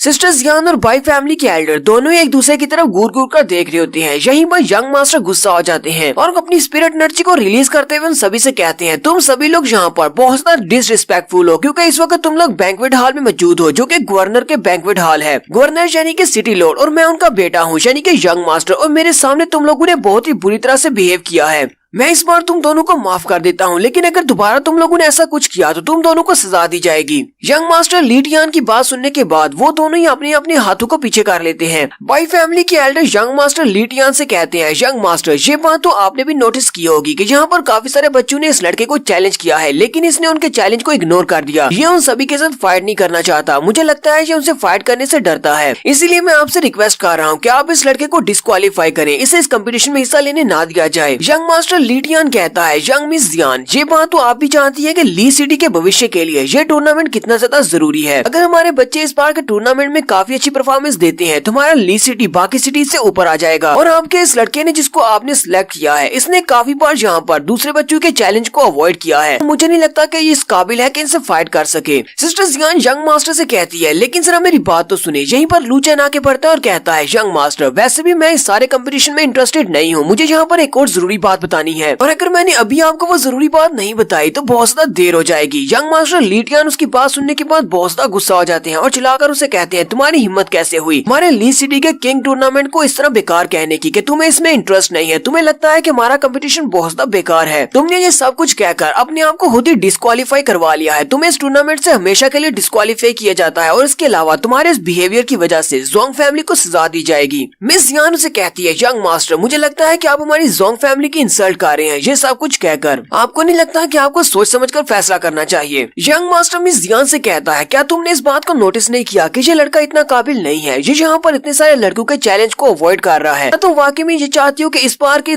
किंग सिटी टूर्नामेंट में हम लोग हार जाएं क्योंकि तुम वहाँ पर एक ऐसे लड़के को भेजना चाहती हो जो कि फाइट करने से डरता है। यंग मास्टर और भी ज्यादा गुस्सा हो जाते हैं और उसे कहते हैं, तुम लोग इस वक्त सिटी लॉर्ड के मेंशन में खड़े हो और यहाँ पर मेरे रूल्स को फॉलो किया जाएगा। अगर तुमने जल्दी से मुझे इस लड़के की बैकग्राउंड के बारे में नहीं बताया है कि ये लड़का कौन है और इसकी बैकग्राउंड क्या है, इसकी फैमिली कौन सी है, तो मैं इस लड़के को यहीं पर इसी जगह पर मार डालूंगा। तो यहीं पर लिू शेंग की एंट्री होती है। लिू शेंग जल्दी से अपनी पावर्स को रिलीज करते हुए यंग मास्टर से कहता है, लगता है कि तुम मेरी यंग मिस के साथ यहाँ पर पंगा लेने की कोशिश कर रही हो, तो बस उसे बिला वजह तंग कर रहे हो। अगर तुम यही जानना चाहते हो कि इस लड़के की बैकग्राउंड क्या है, तो इसकी बैकग्राउंड में मैं हूँ। साथ ही लिू शेंग यंग मास्टर को धमकी देते हुए कहता है, मेरी बात का यकीन करो, अगर तुमने इस लड़के को हाथ भी लगाया तो तुम्हारे इस पूरे के पूरे पैलेस का नामो निशान मिटा दिया जाएगा। यंग मास्टर उसकी बात सुनने के बाद और भी गुस्सा हो जाता है, क्योंकि उसे अभी तक ये नहीं पता कि ये लिू फैमिली का यंग मास्टर है। वो अपने गार्ड से कहता है, डार्क गार्ड्स जल्दी से आगे बढ़ो, इन्होंने बहुत ही बड़ा जुर्म किया है, यहाँ पर यंग मास्टर को ऑफेंड किया है और उसे धमकी देने की कोशिश की है। मैं चाहता हूँ कि इन सभी को यहीं पर एग्जीक्यूट किया जाए, यानी सभी को मार दिया जाए। डार्क गार्ड्स जल्दी से भागते हुए उनके पास चले जाते हैं और उनको चारों तरफ से घेर लेते हैं। सिस्टर जियान, सिस्टर जोंगली और बाकी के दोनों भी काफी हैरान होते हैं, जबकि लिू शेंग वहीं पर खड़े खड़े अपनी पावर्स को रिलीज करता है और उसकी पावर्स काफी ज्यादा होती है। वो वहाँ पर अपनी आइस पावर्स को यूज कर रहा है, जो कि एलिमेंटल टाइप की एनर्जी है। गायलोंग और उसका मास्टर भी वहीं पर खड़े होते हैं। गायलोंग का मास्टर कहता है, ये इसकी पावर्स तो काफी ज्यादा है, इसके पास आइस पावर है। ये लड़का कौन है जो कि यहाँ पर इस मेंशन में खड़े होके यंग मास्टर के सामने इस तरह बात कर रहा है। गायलोंग उसे कहता है, इसकी आइस एबिलिटी को देखकर तो मुझे लगता है कि ये लिू फैमिली से है, इंपीरियल सिटी के लिू क्लैन से। उसके मास्टर उसे कहते हैं, मैंने लिू फैमिली के यंग मास्टर के बारे में सुन रखा है, वो काफी ज्यादा एरोगेंट है और बाकी के किसी भी क्लैन के साथ उन्होंने हाथ मिलाने से इनकार कर दिया था। इसी वजह से यंग मास्टर लिू के साथ उसकी फैमिली के सारे एल्डर काफी ज्यादा गुस्से में हैं। लेकिन इस लड़के के स्किल्स इतने भी बुरे नहीं है, ये तो तुम्हारे जितना ही स्ट्रॉन्ग है। गायलोंग अपने मास्टर से कहता है, मास्टर मैं तो बस यहाँ पर तुम्हारे साथ वैसे ही चलाया था, लेकिन मुझे क्या पता था कि यहाँ पर लिू शेंग भी होगा। गायलोंग यंग मास्टर से कहता है, यंग मास्टर ली टियान, शायद आपको इस बारे में नहीं पता, ये लड़का लिू क्लैन से है और मैं जी क्लैन से हूँ, हम दोनों इंपीरियल फैमिली से हैं। लिू शेंग भी उसे कहता है, यंग मास्टर इतने छोटे से जुर्म के लिए तुमने मेरी जोंग फैमिली को सजाए मौत सुनाई है, मुझे नहीं लगता कि तुम्हारा ये फैसला ठीक है। इस वक्त एक डार्क गार्ड आगे बढ़ता है और सिस्टर जियान के ऊपर अपना हाथ डालने लगता है। लिू शेंग जल्दी से उसका हाथ पकड़ता है और उसे पटक कर पीछे की तरफ फेंक देता है और कहता है, यहाँ से दफा हो जाओ, दोबारा इस लड़की को हाथ लगाने की कोशिश भी मत करना। यंग मास्टर भी लिू शेंग की इस हरकत से काफी ज्यादा हैरान होता है। लिू शेंग उसे कहता है, अगर तुम सभी लोगों को मरने का इतना ही शौक है तो फिर ठीक है, मेरी फैमिली यहाँ पर जितने भी लोग हैं उन सभी को मार डालेगी और उसके बाद तुम सभी लोगों की बॉडी को प्रिजर्व किया जाएगा, ताकि बाकी सभी को दिखाया जा सके कि लिू फैमिली के साथ पंगा नहीं लेना। उसकी ये बात सुनने के बाद गार्ड्स भी काफी ज्यादा घबरा जाते हैं। सिस्टर जियान लू शेंग से कहती है, तुम यहाँ पर सिटी लॉर्ड के पैलेस में खड़े होकर ये सब कुछ नहीं कह सकते, तुम्हें पता है ना कि इसकी सजा सिर्फ मौत है। लिू शेंग उसे कहता है, चाहे मुझे इसके लिए सजाए मौत ही क्यों न सुनाई जाए, लेकिन मैं कभी भी किसी को तुम्हें हाथ नहीं लगाने दे सकता, फिर चाहे ये सारे लोग पैलेस से ही क्यों ना हो, सिटी लॉर्ड भी तुम्हारे पर हाथ नहीं डाल सकता, मैं उसके हाथ भी काट दूंगा। यंग मास्टर भी काफी ज्यादा गुस्सा हो जाता है और कहता है, तुम्हारी हिम्मत कैसे हुई मेरे यंग मास्टर के सामने इस तरह डिसरिस्पेक्टफुल बात करने की। गायलोंग के मास्टर उठकर खड़े हो जाते हैं और ताली बजाते हुए कहते हैं, ये लड़का तो वाकई में बहुत ज्यादा बोल्ड है, इसका एटीट्यूड देखकर तो लगता है कि ये वाकई में लिू शेंग है, यानी कि लिू फैमिली का यंग मास्टर। यंग मास्टर ली टियान भी अपने नौकर से कहता है, लेकिन ये तो जोंग फैमिली के साथ है, क्या वाकई में ये लिू फैमिली का यंग मास्टर है? लिू शेंग उस मास्टर से कहता है, तो तुम भी लोग भी तो यहाँ पर जी क्लैन से आए हो, हमारे साथ भी तो गायलोंग है जो कि जी क्लैन का यंग मास्टर है। वहाँ पर जितने भी लोग होते हैं वो जैसे इस बारे में सुनते हैं कि एक लड़का यहाँ पर लिू क्लैन से है और दूसरा लड़का यहाँ पर जी क्लैन से है, जो कि दोनों इंपीरियल फैमिली से हैं, तो सारी ये बात सुनने के बाद काफी हैरान हो जाते हैं और कहते हैं, ऐसा कैसे हो सकता है, हमारे इंपीरियल पैलेस के 3 बड़े क्लैंस हैं, उन तीनों क्लैंस में से 2 बड़ी फैमिलीज वाले यहाँ पर मौजूद हैं। लू चैन भी उनकी बातें सुनने के बाद काफी हैरान होता है और लिू शेंग से कहता है, लिू शेंग ये क्लैन क्या होता है, मुझे भी इसके बारे में बताओ, क्या क्लैन काफी ज्यादा पावरफुल है? लिू शेंग उसे कहता है, अच्छा ठीक है मैं तुम्हें इस बारे में समझाता हूँ। वो उसे कहता है, वैसे तो हमारा एम्पायर काफी ज्यादा बड़ा है, टेंडो एम्पायर काफी बड़ा है, लेकिन टेंडो एम्पायर को कंट्रोल करने के लिए सिर्फ एम्परर काफी नहीं है, बल्कि यहाँ पर हर तरफ एक एक क्लैन बना हुआ है, यानी कि तुम उसको एक पूरा सिटी कह सकते हो, एक पूरे का पूरा सिटी एक क्लैन के कब्जे में है, जैसे कि हमारा लिू क्लैन, इसी तरह जी क्लैन है। ये सारे क्लैन काफी ज्यादा पावरफुल हैं। गायलोंग आगे बढ़ता है और लिू शेंग से कहता है, ब्रदर लिू मुझे तुमसे मिलकर काफी खुशी हो, और ये मेरे मास्टर हैं, इनका नाम मुजे है जो कि आराशी क्लैन से हैं। मास्टर मुजे आगे बढ़ते हैं और जियान से कहते हैं, तुम अभी काफी ज्यादा यंग हो, लेकिन तुम अभी से ही अपनी फाइटिंग स्पिरिट के 5th लेवल तक पहुंच चुकी हो और तुम्हारा टैलेंट भी काफी ज्यादा अच्छा है, अगर तुम चाहो तो तुम मेरे आराशी क्लैन को ज्वाइन कर सकती हो। लिू शेंग मुजे की बात सुनते ही अपनी पावर्स को रिलीज करता है और उसके ऊपर अटैक कर देता है और उसे कहता है, वहीं पीछे रहो, मुझे इस बात से फर्क नहीं पड़ता कि तुम आराशी क्लैन के एक डिसाइपल हो या जो भी हो, अगर तुम मेरी जियान के करीब भी आए तो मैं तुम्हें मार डालूंगा। गायलोंग आगे बढ़ता है और कहता है, ब्रदर लिू तुम्हें इतना ज्यादा गुस्सा होने की जरूरत नहीं है, मुझे लगता है कि अगर जोंग फैमिली वालों को अपनी प्रेस्टीज को बढ़ाना है और अपनी फैमिली को इंक्रीज करना है और अपनी पावर को बढ़ाना है तो उन्हें इस तरह के लोगों से ताल्लुक रखना पड़ेगा। गायलोंग उनसे कहता है, जैसे कि यहाँ पर मेरे लिए एक बहुत ही अच्छी मिस्ट्रेस मिस्ट्रेस रहेगी क्योंकि ये लड़की बहुत ज्यादा खूबसूरत है। वो सारे काफी हैरान होते हैं और कहते हैं गाइलोंग किसकी बात कर रहा है, ये किसको अपनी मिस्ट्रेस बनाना चाह रहा है। गाइलोंग जल्दी से आगे बढ़ता है और जाकर यंग मिस जोंगली का हाथ पकड़ लेता है और उसे कहता है यंग मिस तुम बहुत ज्यादा खूबसूरत हो, मेरा नाम गाइलोंग है और मैं जी फैमिली का यंग मास्टर हूँ, क्या तुम मेरी मिस्ट्रेस बनना चाहोगी। उसकी इस हरकत की वजह से लू चेन बहुत ज्यादा गुस्सा हो जाता है। सिर्फ लू चेन नहीं बल्कि उसके साथ मो चेंग भी खड़ा होता है, वो भी काफी गुस्सा हो जाता है। मो चेंग जल्दी से आकर जोंगली के सामने खड़ा हो जाता है और उसे कहता है तुम्हारी हिम्मत कैसे हुई मेरी फियांसे के ऊपर इस तरह आकर लाइन मारने की, जरा से पीछे रहो। गाइलोंग भी काफी हैरान होता है, कभी वो मो चेंग की तरफ देखता है तो कभी वो लू चेन की तरफ देखता है। वो मो चेंग से कहता है अगर तुम इस लड़की के फियांसे हो तो फिर ये छोटा लड़का कौन है जो कि हमेशा इसके साथ होता है। मो चेंग उसे कहता है उसको छोड़ो चाहे वो जो भी हो, लेकिन अगर तुमने आगे बढ़ने की कोशिश की और जोंगली के ऊपर लाइन मारने की कोशिश की तो मैं तुम्हें मार डालूंगा। गाइलोंग उसे कहता है अच्छा ठीक है, अगर तुम्हारे अंदर हिम्मत है तो फिर ट्राई करके देख लो। मो चेंग अपने पंच पर अपनी पावर्स को रिलीज करते हुए उसे पंच मारने के लिए आगे बढ़ता है और कहता है चलो फिर ठीक है मैं तुम्हें दिखाता हूँ। लेकिन जैसे ही वो उसके करीब पहुँचता है वो वहीं पर रुक जाता है क्योंकि उसके सामने एनर्जी से बना हुआ एक बड़ा सा हाथ होता है जिसने उसे वहीं पर रोक लिया होता है। वो तो गाइलोंग के करीब भी नहीं पहुँच पाता। गाइलोंग अपने उस बड़े से एनर्जी से बने हुए हाथ के अंदर मो चेंग को पकड़ लेता है और अपनी मुट्ठी को बंद करते हुए उसकी हड्डियों को स्क्वीज करना शुरू करता है और जैसे ही वो अपने हाथ को खोलता है तो मो चेंग वहीं पर नीचे गिर जाता है और उसकी हालत काफी ज्यादा खराब हो जाती है। वो उसे कहता है तुम हार चुके हो। अब बाकी के सारे भी ये देखकर बहुत ज्यादा हैरान हो जाते हैं कि जी फैमिली का ये यंग मास्टर ये तो बहुत ज्यादा पावरफुल है। और यहीं पर हम लोग अपनी एपिसोड 37 का एंड करने वाले हैं। एपिसोड की एक्सप्लेनेशन अच्छी लगी हो तो कमेंट करके जरूर बताइएगा। चैनल को सब्सक्राइब कर दें, वीडियो को लाइक और शेयर कर दें। शुक्रिया।